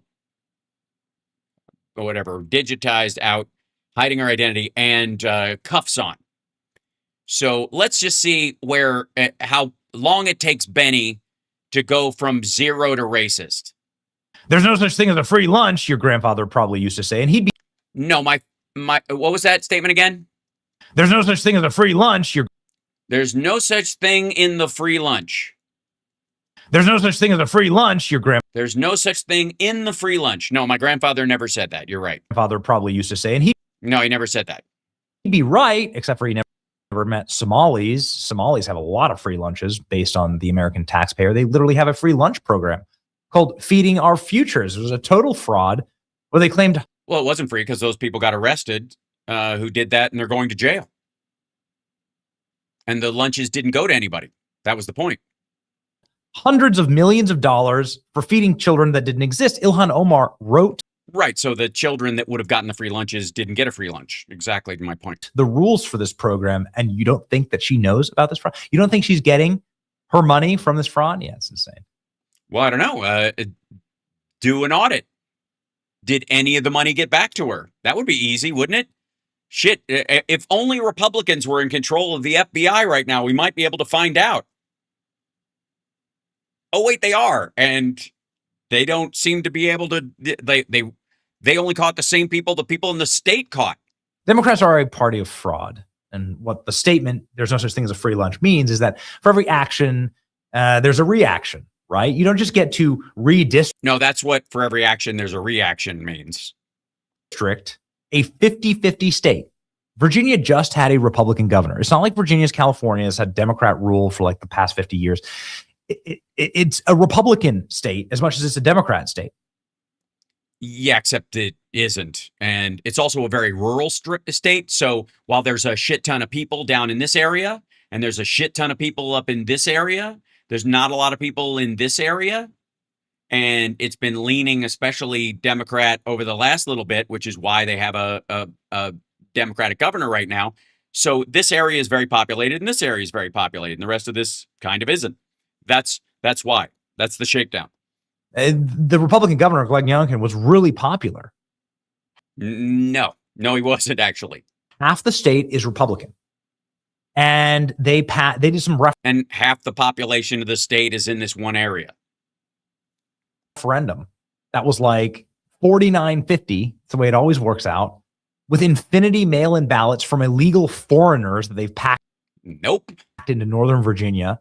Sorry, illegal foreigners packed into Northern Virginia around the Pentagon, I presume, to serve like literally indentured servants, the rich defense contractors and government employees. Okay, sorry. Government employees and rich defense contractors, two different classes of people. Also, Trump and his buddies would say, you say that like it's a bad thing. Also, they're not voting. They're in McLean, the richest counties in the country. Anyway, those counties now control all of the state. And this is because they're the most populated, and it's where all the money is. It's been true for a long fucking time. This is the abomination map that they drew, where all these little tentacles extend out from the Doge area of the state. This is the area of the state where everyone should have lost their jobs. If Doge actually worked, or that was the actual goal of Doge. I think you assume too much. Doge was really just there to create a new version of the deep state, to keep an eye on Trump by Elon Musk and Peter Thiel, the PayPal mafia guys who now own him. If Doge had continued, it would have been pure unemployment here. Well, then why did Trump stop it? He said they were successful and ended it. Isn't he still president? Isn't it his cabinet? Why did he draw it to a close? Also, just because Elon Musk was a special government employee for a little while and he stopped, all the people that he put in there are still there, right? Anyway, they're the most worthless people, the most unimpressive people you've ever met. These government employees and contractors, they're just scum of the earth, truly. And Trump decided to keep them all of them. He fired Elon Musk and his buddies and intentionally went, I don't know, I kind of like those guys. And now they've gone and they've taken over the entire state of Virginia. They've left one little red congressional map. And this is, of course, one little red congressional, which is a third of the fucking state. Evil. And there are also not a lot of people in Virginia. It's not a big state. Going to be some. There's also a bunch of people who work in Virginia, who live in D.C. or live in Maryland. Major consequences for this. For instance, Virginia Democrats' confidence in the new map fell by 50% after the Supreme Court didn't toss the GOP challenge. Now, pundits inside of Virginia. That just means that Democrats think there's a chance that, like, Trump's courts will redraw the districts.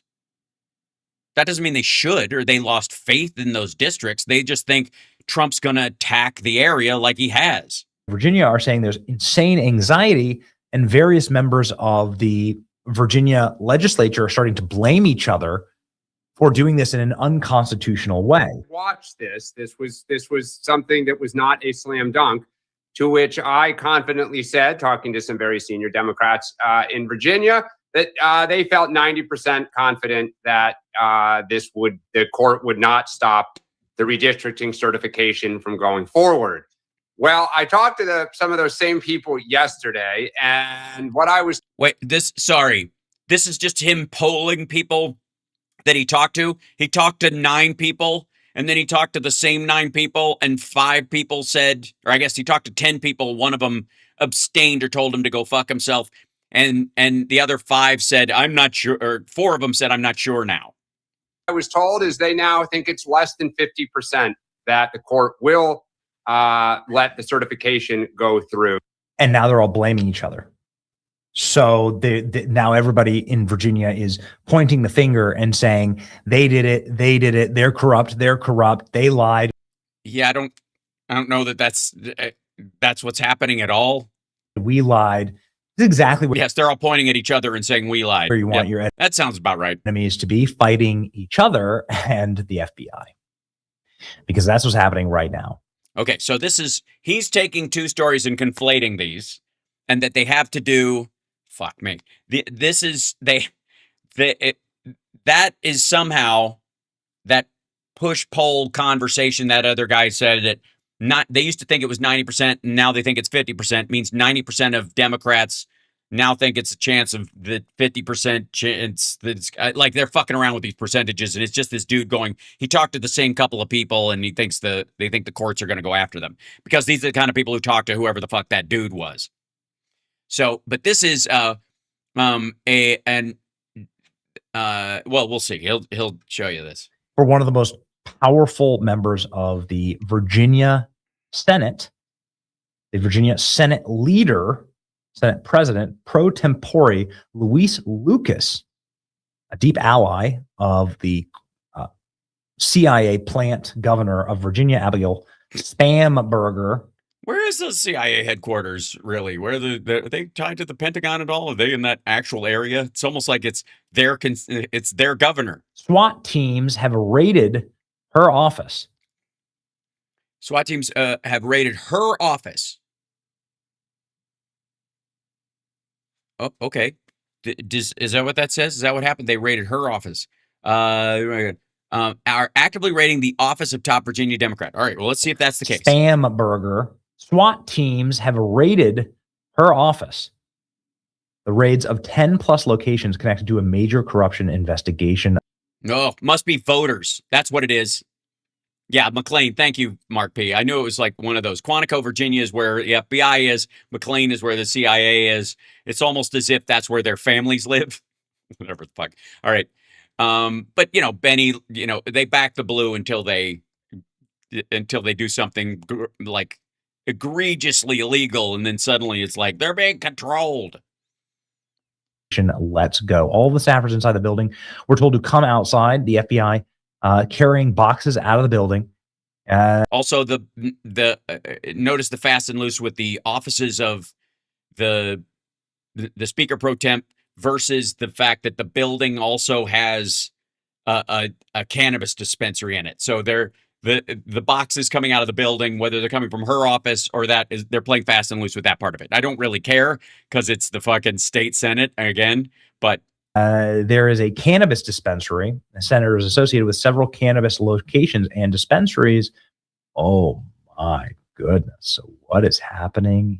I don't know. Why didn't you read the rest of that particular post before jumping to the next thing, Benny? Here. FBI raids Spamberger ally offices as a federal corruption bureau targets cannabis. Sorry, Federal Corruption Bureau? Federal Corruption Probe Bureau. I mean, they're spelled basically the same. Raids Spamberger ally offices as a federal corruption bureau targets. As Federal Corruption Bureau targets. Right. Cannabis businesses.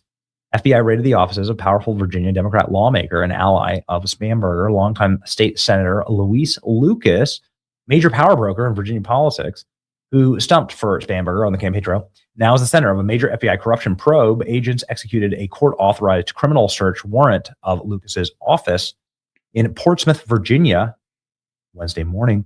Now they raided it, guns drawn, crazy shots. Yeah, it seems a bit over the top, I guess. Out of here, the senator. Oh, yeah, you haven't seen Benny Gleeful yet. Wait till he starts. Well, you'll see. He's trying to give Nick Fuentes a run for his money. Arrived at her office as the raids were being conducted, and she told Fox News she had no idea what the FBI agents were doing at her office. Go back to this, and now we can. Federal agents are arresting people in that string of FBI raids across Virginia. This is all connected to an influential Democrat in the Commonwealth of Virginia, State Senator Luis Lucas. They are at her office executing warrants as a part of a major corruption probe. So I want to go back now to Alex Hogan, who's there. Alex.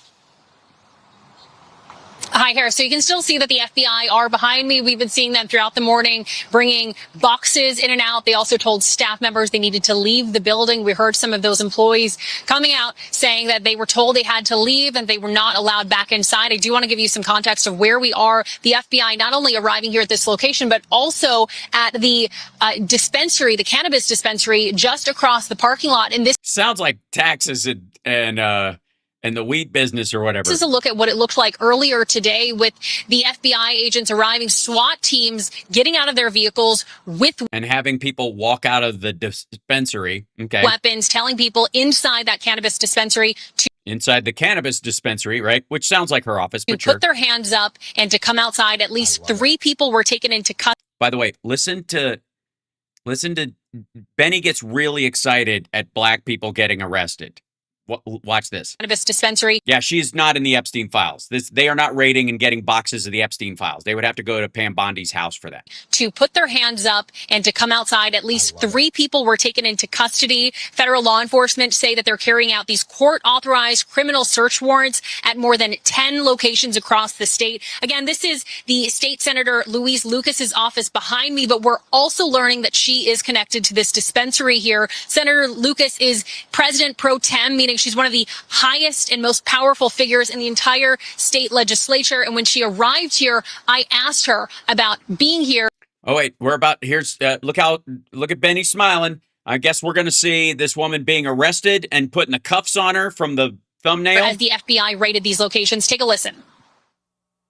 Here today. Is there anything that could say about what they're doing? I don't know what's going on. I just came from the. I didn't see nothing. So Did you hear that from him? I didn't see nothing. I'm just gonna wait until they tell me. She goes, I'm not aware. I just came from a meeting. I'm going to wait until they go. No, nothing. What the fuck? Oh, I love it. You love what? She's driving away. She's free. You don't even know if the guys that were asked to leave the dispensary are in trouble at all. Just love to see it. They are the actual criminals, and we've been saying this for a very long time. These people, they behave like these people. Criminals. They act like they are. These people, they act like they are criminals. Kings and queens, and they act like they are kings and queens. They've got, man. What? She's a black woman who's a senior citizen, well dressed. I don't know what you're like. Look at this. How dare she sit in a leather chair in a position of power? Like, look at his fucking face. It's a typecast, right? It's like you got these people who've served in office for 30 years, 40 years. They know exactly how to insider trade. It's the Nancy Pelosi, right? Archetype. Right? No. Right? Dripping in jewels, dripping in designer clothes. Oh, you mean like Ivanka or Melania? Jesus Christ. Punching way above her station, entered. Whoa! Punching way above her station. Black women aren't supposed to be in these kind of positions. Women aren't supposed to be in these kind of positions. You think Nancy Pelosi as a woman has any right to be telling other people what to do in their lives? That's what he's talking. Punching above. What's her fucking station? You fucking pussy. What's her station? Good Lord. Entered office impoverished and is now leaving with. She did not enter her office impoverished. Hundreds. You're thinking of Marjorie Taylor Greene. Of millions of dollars. Now it's repulsive. It's despicable. Oh, when a politician enriches themselves on the back of other people, like the fucking whatever $4 billion Donald Trump has made in the last year. FBI agents raiding the Virginia office, and you can see here's the local news report. You can see the FBI.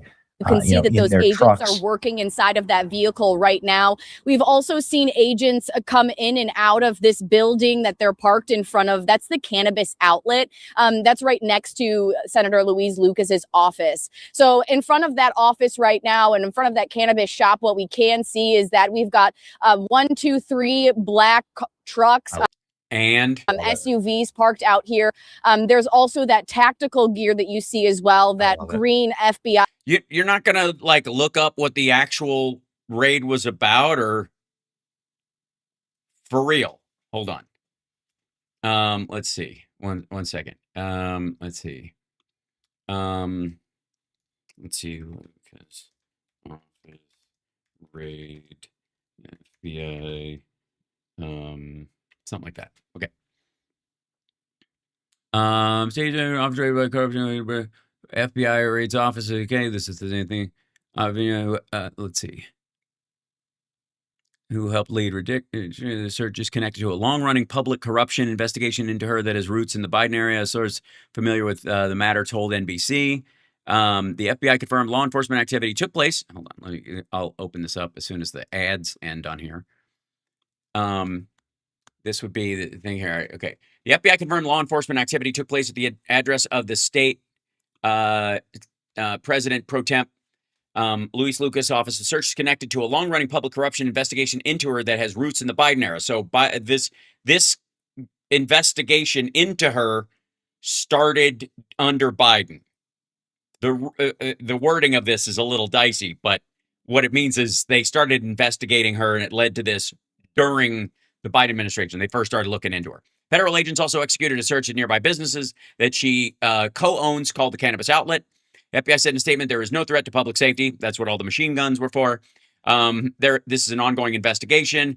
Further information is publicly available. No further information is publicly available at this time. Federal law enforcement officials said the DEA is involved in the investigation, but that drugs are not the primary focus. Lucas suggested Wednesday evening that the FBI search was a form of retaliation for the redistricting thing. Today's actions by federal agents are about far more than one state senator. They're about power and who's allowed to use it on behalf of the people. Again, this is an investigation that started when Biden was in office into her. So, and no single person pushed the redistricting. It's a little silly.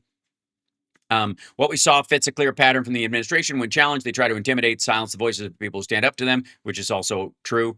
And then I will have more to say in the days ahead, but know this, I'm not backing down, and I will keep fighting for the people of Portsmouth and Commonwealth of Virginia. FBI did not immediately respond to requests for comments on Lucas's statement. A spokesperson for Spanberger said she's aware of the operation, but declined to comment.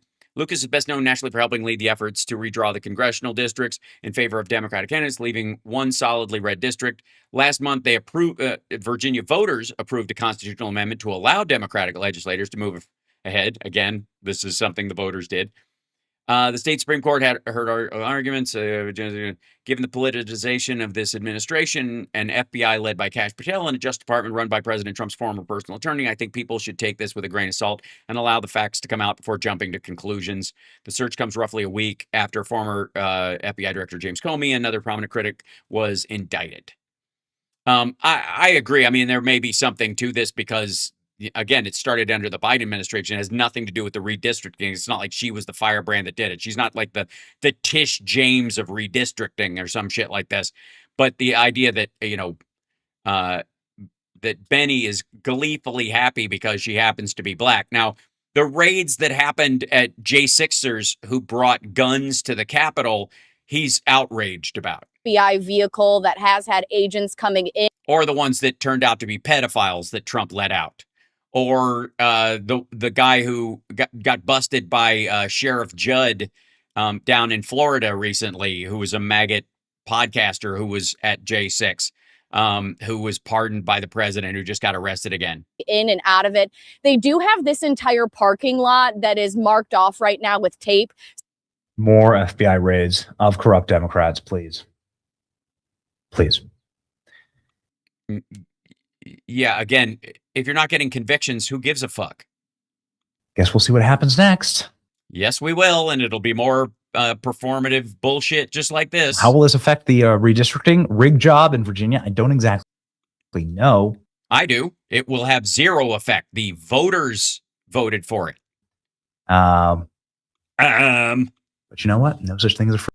Hey, look, man, it's actually pretty great, Benny, that you that we saw this video, because I mean, for all practical purposes, it has zero impact on anything except to let people know just how racist and gross you are. Because like that was some some gnarly, straight up racist shit, showing a picture of these people think they're kings and queens and they act like criminals, and you love to see it. And the government workers are scum of the earth, and believe me, he thinks all government workers are black. Let's just be completely honest. Fucking gross. And this is what happens when you have kind of a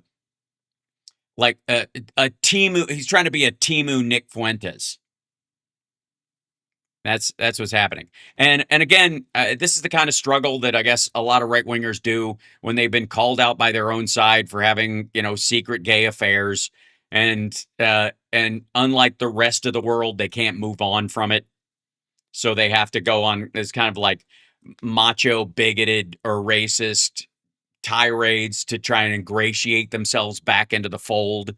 When, Ianopoulos and that crowd are calling him out. So one last, okay, I got a few minutes left. Brett Baer talked to Trump, and he still got the scars to prove it. This is a phone call that he made. That's Brett Baer, and there's Trump, who apparently it looks like Brett Baer called him, like pranked him from a radio show, and is talking him into giving him his social security number. I will say, I just got off the phone with the President of the United States. And is there still goop in your ear? And I had a conversation in which, in not so many words, he said this deal is heading down the right track.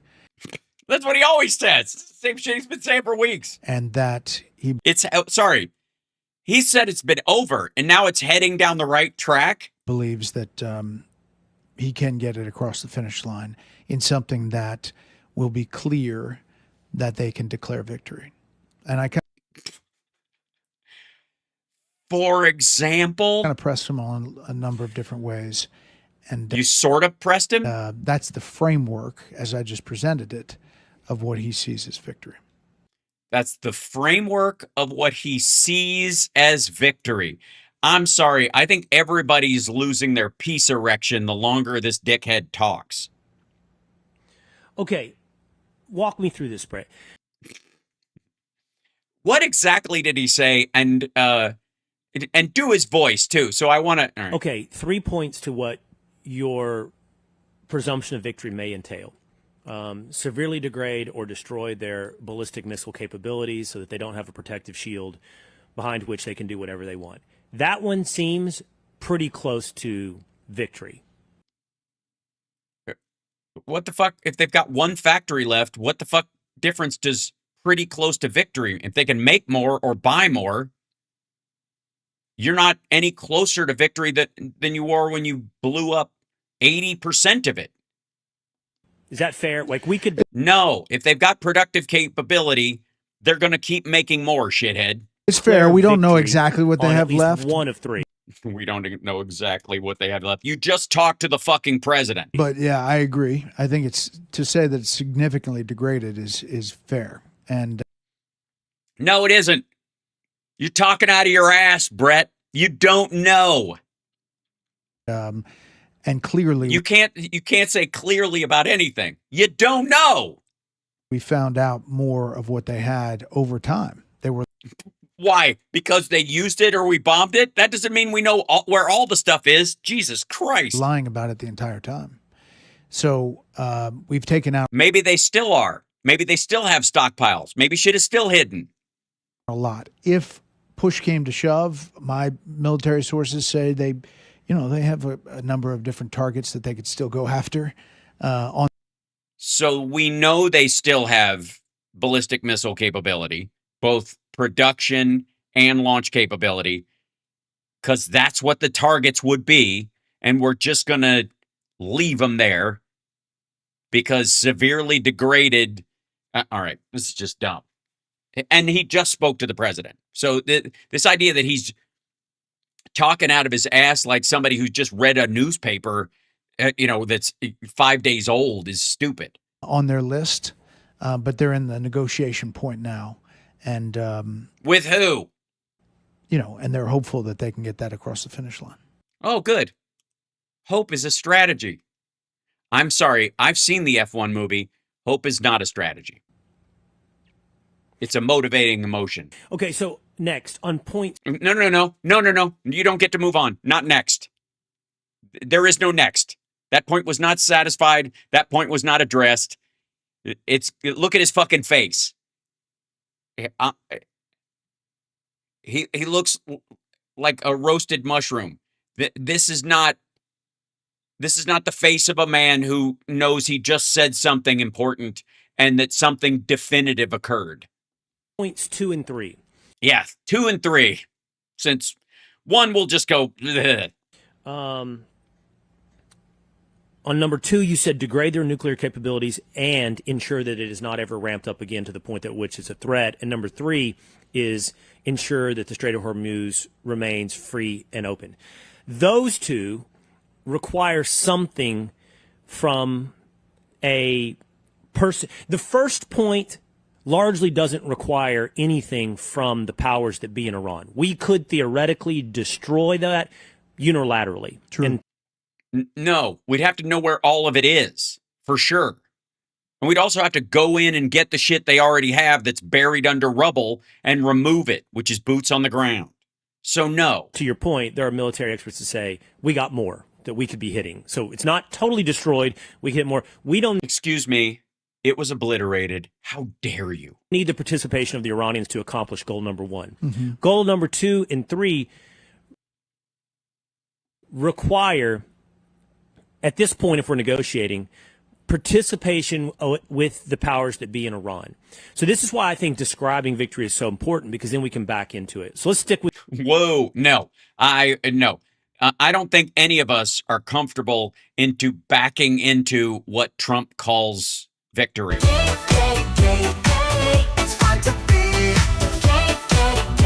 We're not, this is not, sorry.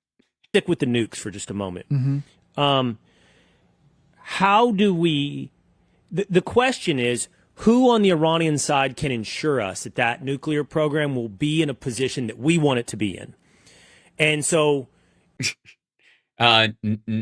Well, the idea is that even if they told you they could, why would you trust them?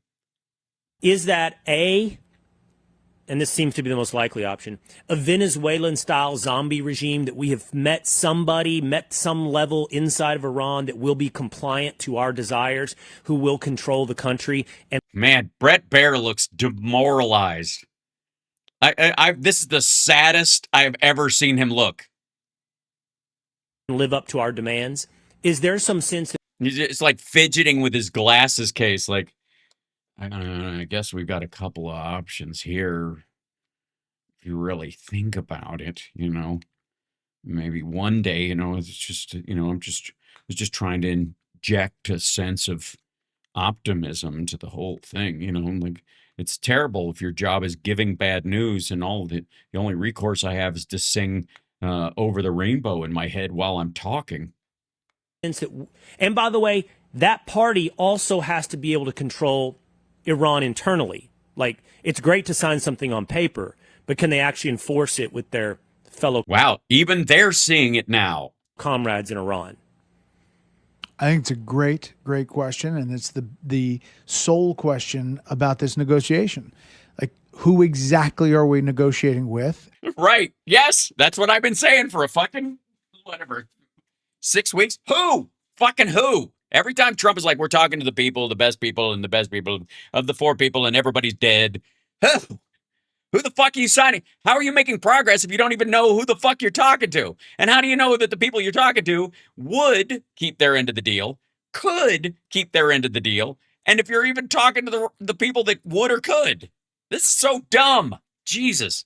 And how do you believe that what they say is going to be exactly. Look at that. It's a wonderful thing, ladies and gentlemen, when they finally have come around and they've understood just how full of shit Trump's remarks are. I mean, at a certain point, I just think they just have to go, ooh, that's dumb. And then they just get stuck there. Delivered on. The IRGC fired, by all accounts, on the UAE. The Iran president came out and said that was a stupid move and that strategically that was the wrong thing to do. This is the Iran president in Iran and IRGC operating outside of that. Huh. Yeah, you can see where the rest of us are listening to Trump talk about like he's this close to a deal and the war's basically over and we could just go home and fuck it, and going, several questions. The biggest one, of course, being who are you talking to? So I think that's the biggest question as we get ready for the details. I agree. Of whatever this memorandum of understanding becomes. It's not going to become anything. Half of it, at least, is a fucking non-starter, dummy. Do you think Will Cain, Brett Baer, Will Cain, do you think does anybody believe that this motherfucker is going to sign off on reparations for Iran and the release of $220 billion to the current IRGC who's running things? Like, at what point, ladies and gentlemen, do we possibly know, would Will Cain be okay with Donald Trump removing sanctions from Iran before they do anything about their nuclear program, and then releasing over $220 billion in frozen assets for Iran to use as they please? Fuck everybody else in the entire magosphere. Would Will Cain be all right with that? Because I'm gonna, let's see. All right, what's my actual would he be okay? I'm gonna go with he would, I don't know what, he'd feel good about it, but he would pretend he didn't feel good about it to his viewers. Suck. Okay, it was the opposite. He just realized he was, I guess, painfully full of shit. Both of those two ideas would slap together, and he would have a brain cramp and fall over. No, there's no fucking way MAGA is going to be okay with starting a war. Trump said he would never start a regime change war. He said would never be a regime change war. One that's ongoing right now. Still, there's firing going on. Whether Israel is blowing up the sites that are blowing up in Tehran, or there's internal saboteurs, or us doing it, we're firing on ships if they try to leave. We've got a blockade. There is not an end to hostilities at all. So this is a forever war for all practical purposes. Even if it turns cold, it's still there, right? And maggots are going to be like, okay, I'm okay with him just lying about all that shit and starting this stuff because I can't have a nuke. But I'm okay with them getting $220 billion, no more sanctions, and China being able to buy as much oil from Iran as they want. Brett, do you think this is fair that we have... Man, the fidgeting. Brett, yeah. I think my spleen just exploded because I can't allow these thoughts to enter my brain that Donald Trump is a fucking goober, and I was dumb for believing in him this whole time. It hurt so much, but I suppressed those thoughts so much that I don't even have an appendix, and I think it just burst again. Have been surprised by the level of intransigence within Iran. Meaning... Intransigence? You mean belligerence? You got to say intransigence because, belligerent sounds tough. If we thought there was a Venezuelan model that we could, I'm not sure that we ever had in mind the idea that we were going to turn Iran into a free and fair democracy. Holy shit. You clearly have not been talking to Trump. He said today that this is going very well, and it's very much like Venezuela. That the people and the resistance inside of Iran were going to be pleased with the outcome. If it did happen, it happened, but I'm not sure that was really on the priority list really high. Instead, it was probably bomb them into some level of submission that... Jesus Christ. Brett Baer's ennui is having an impact on me emotionally now. He looks so bad, I'm expecting to hear Arms of an Angel. In the arms of Just $5 a day, and someone can move Brett Baer to a place in the world where he'll get 3 square meals a day, and somebody will wash the seep out of his eyes. In the arms of an angel. Holy shit. That they become compliant. The existing powers become compliant. And we have been a little surprised at how entrenched that power structure is. And we've had difficulty finding. Little surprised. We made it more entrenched, you dumb motherfucker. The compliance. I think that's fair. I think there were some people on the list that they thought they were maybe going to deal with. And then those people got killed? That ended up being on Israel's list of taking out. Oh, I see. So now Israel, again, this is, it's not Trump's fault. Israel fucking dipshit whispered him into doing this. And so they're no longer on the earth. And I think that that changed some of the dynamic. But so how are you going to negotiate with anybody if Israel's just going to fucking kill them? Shit, the IRGC might kill them. And if they don't, Israel will, because they don't want the deal that Trump wants to give them. I think it's fair to say that the pushback inside from the IRGC specific, they knew how hard they were, but expected some kind of, by this point, unified leadership to be speaking up. Based on what? Right. And in that leader. No, not right. Based on what? Why would they think that? If people keep getting killed in the leadership, why would a magic leadership just emerge out of, I guess, Will Kane's nipples? Leadership, although it would still technically kind of exist under the Islamo-fascist banner. Yeah. So it's not real regime change. It's just we swapped out the people who were really difficult to work with, and we replaced them with a bunch of fucking dead-ender QAnon psychopaths. Would just be more compliant to our demands. Yeah, I mean, that's Delcy Rodriguez. What victory might have looked like. Yeah, yeah, and then there's no, because Venezuela is not a religious regime, you dipshit. Famous quote we've heard somewhere: "It's much easier to negotiate with Catholics than it is with Islamists."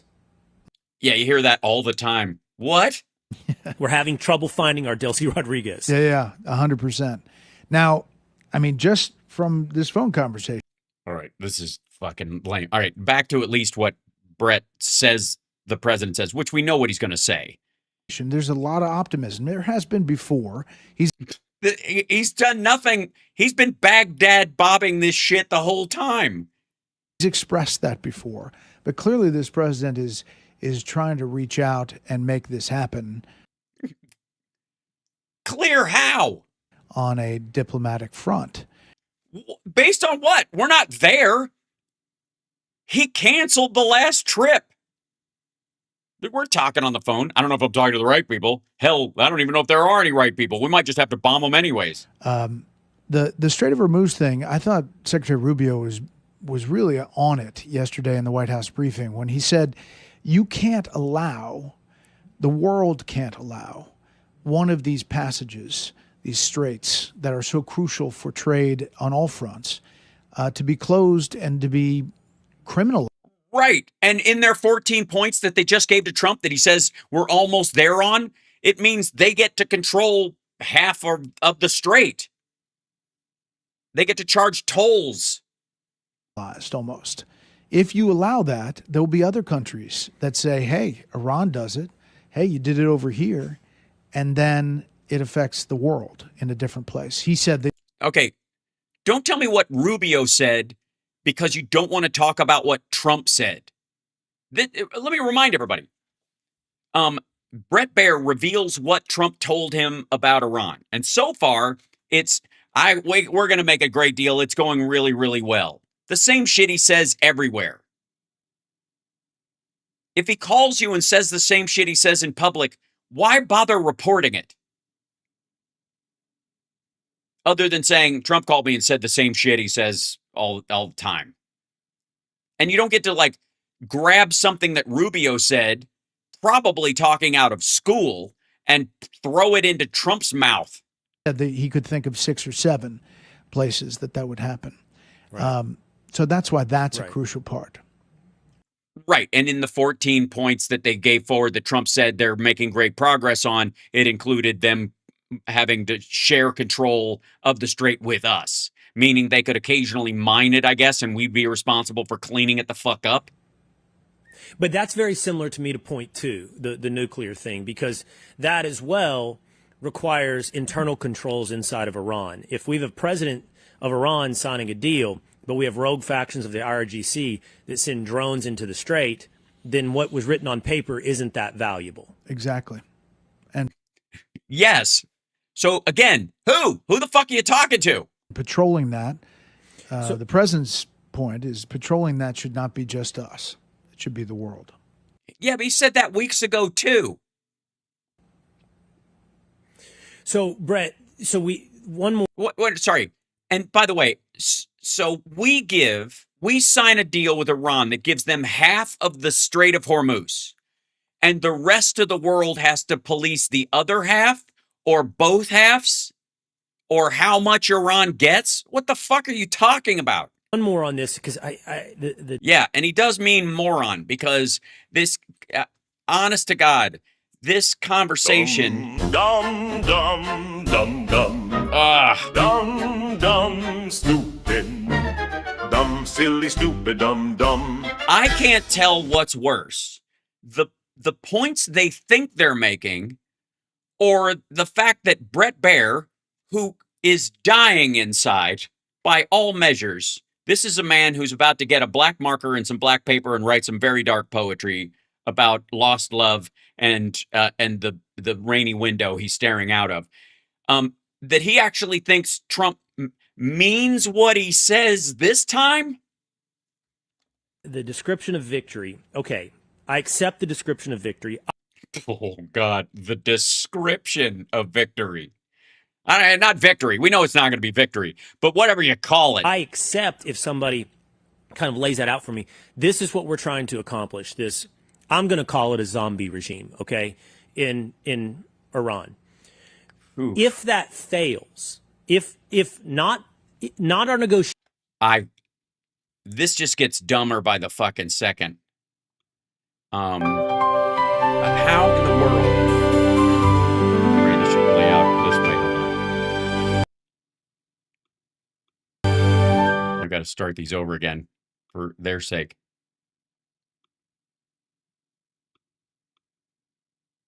Come here, play, you silly things.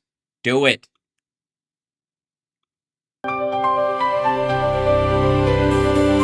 go. The moron you know. Thank God. All right, there we go. Look at both of them struggling, trying to polish this turd. Negotiation, but the ability of Iranians to live up to the negotiation fails, and those same goals remain. It requires then much greater military investment from the United States. 100%. And I think what we learned from Epic Fury is, tell me if you think this is fair, Brett, maybe even much greater investment than what we got from Epic Fury. Meaning, if what we identify as the problem is that... God damn. Try, dude. Let's do it. Squeeze. You show that turd who's boss, Will Kane. Go for it, man. Try to turn this into something. Tell us how amazingly useless Epic Fury was and how the next round of whatever Epic Fury Part 2, The Reckoning, looks like, that it's going to cost more and require more buy-in from the American people than this one did, which had none. Deep entrenched problem within, we'll call it the IRGC. It could have been also the Basij and various other elements. And hopefully, this is the biggest nightmare scenario, not 20% of the population. Hopefully it's a formalized structure that is really the problem. We're talking about an investment that requires what? Like boots on the ground. Whoops. I don't think this administration and this president's going to get there. I really don't. I mean, well, you can't get the nuclear stuff without it. And you can't insist other people, like, he's going to yell that NATO should send people into Iran to get the nuclear material out, or he's going to say Vladimir Putin's my friend and they're going to go in and get it, or fucking China. I mean, I know that's what it leads to, if you had to. But I don't think that I think they're going to do everything possible not to get there. Well, then you can't have them having no nukes, period. You can't verify it at all.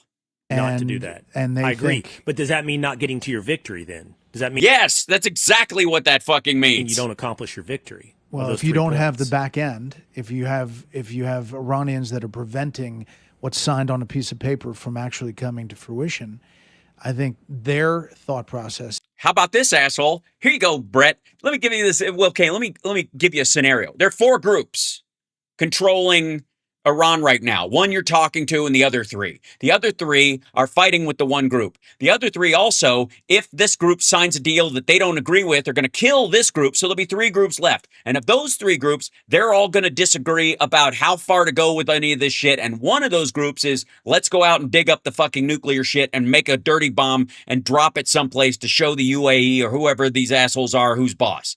That one group's going to do that. The other one is we're going to need to reconstitute and have a long-range missile system, and they'll partner with the IRGC hardliners and stuff to try and build something that is pseudo-militaristic, but they want it so they can launch it as soon as possible. And then you'll have the people who go, we're not going to accomplish any of this shit unless we can control the populace. So that group is going to be in charge of fucking killing the public. But the public's going to rise up because they're sick of being killed, and then this group's going to kill some members of this group, and all the while this group is making fucking nukes. And then what's the deal worth? Does that fit Will Kane's description of victory? As you go back to a blockade, and we are in this standoff that continues to pinch them. But boots. Sorry, we're pinching them now. So Trump is grabbing them by the plutonium. Is that the idea? On the ground, soldiers on the ground, troops on the ground, does not seem like something this president or this administration wants to do. Okay, last question. That's not a question. Do they have a choice because of the situation he's put us in? Because it's either, that's the point I think Will Kane is making, is that you have a choice right here. You can either have boots on the ground, or you can declare victory but actually lose, and they will get a nuke because they would be dumb not to build one just to save themselves while they build up control over the country again. One of these 3 hardline groups is going to decide we need a dirty bomb on the ready. Last question, because you just told us you just got off the phone with the president. Yeah. Anything else we should know? Is there a timeline on that optimism? You mean the fake optimism? I asked that. He said maybe a week or 2. A week or 2. So everything in during this, we've made a deal. It's going to be great. All this, it's 2 more weeks of market manipulation. That's what this is going to be. Oil prices and the stock market going up and down while everybody in his administration, including Howard Nuttlick, who went before Congress again today and lied again about his relationship with Jeffrey Epstein. That guy's going to be playing the markets, knowing ahead of time what Trump is going to announce, either because Dan Scavino is going to go, hey guys, he just gave me the tweet, so tell your broker we're about to declare victory or declare bombing. Whichever they're buying, whatever they're buying and selling, both sides of this fucking thing. Okay, so that's Jesus. Oh, a little longer than I would have thought that answer would be. I know. I would too. I thought it was days. But he thinks that to dot the I. He said 2 more weeks. He said 2 weeks because that's his brain fart. And cross the T's might take a little longer. Okay. And he's not excluding any further action. The latest. He's not excluding resetting up the escort service through the.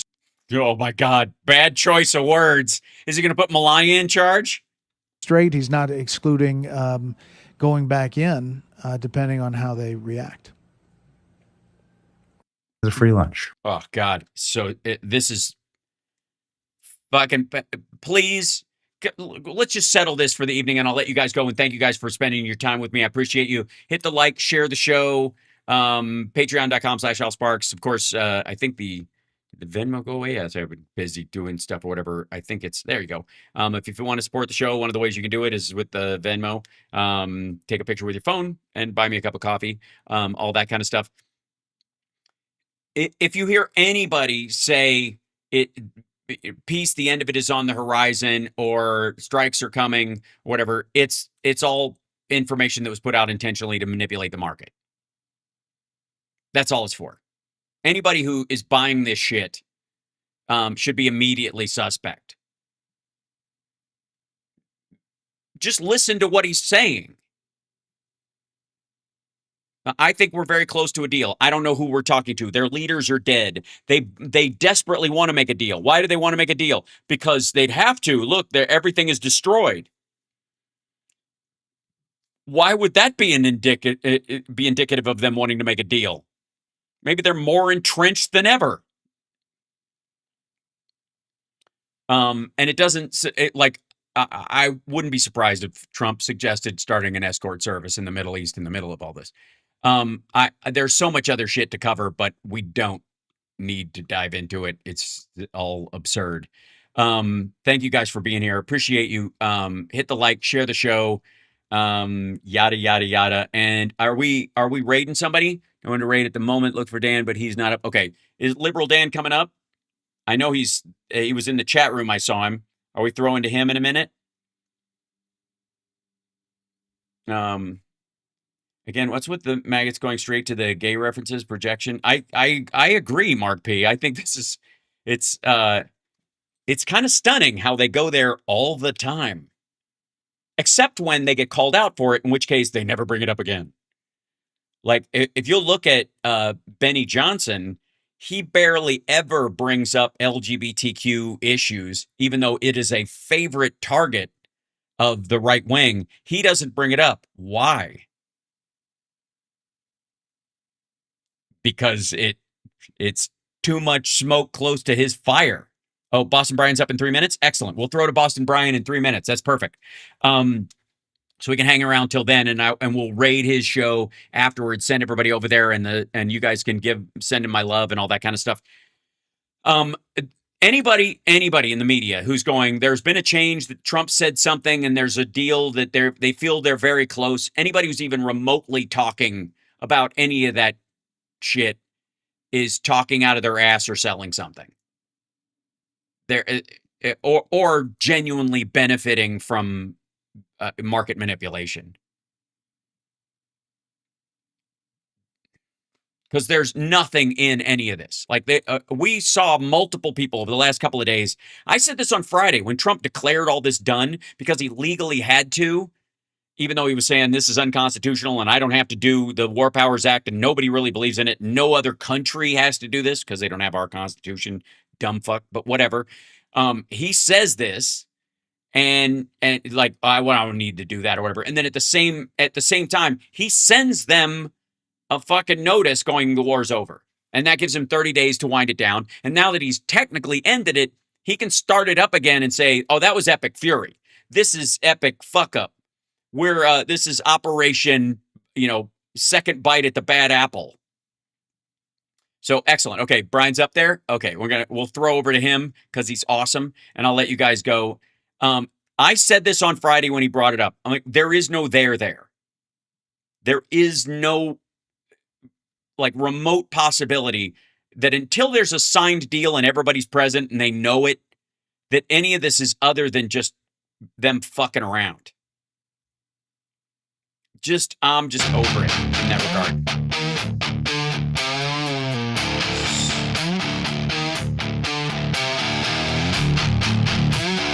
So lame. Unlike you guys who are awesome.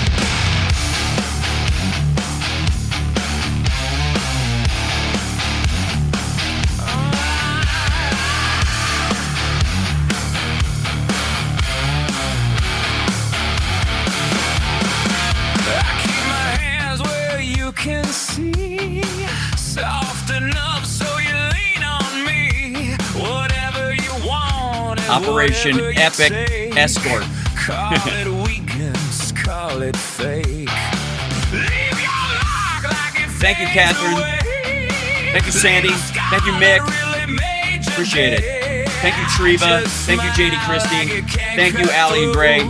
Bless you. Chip's good. Still fat, but he's all right.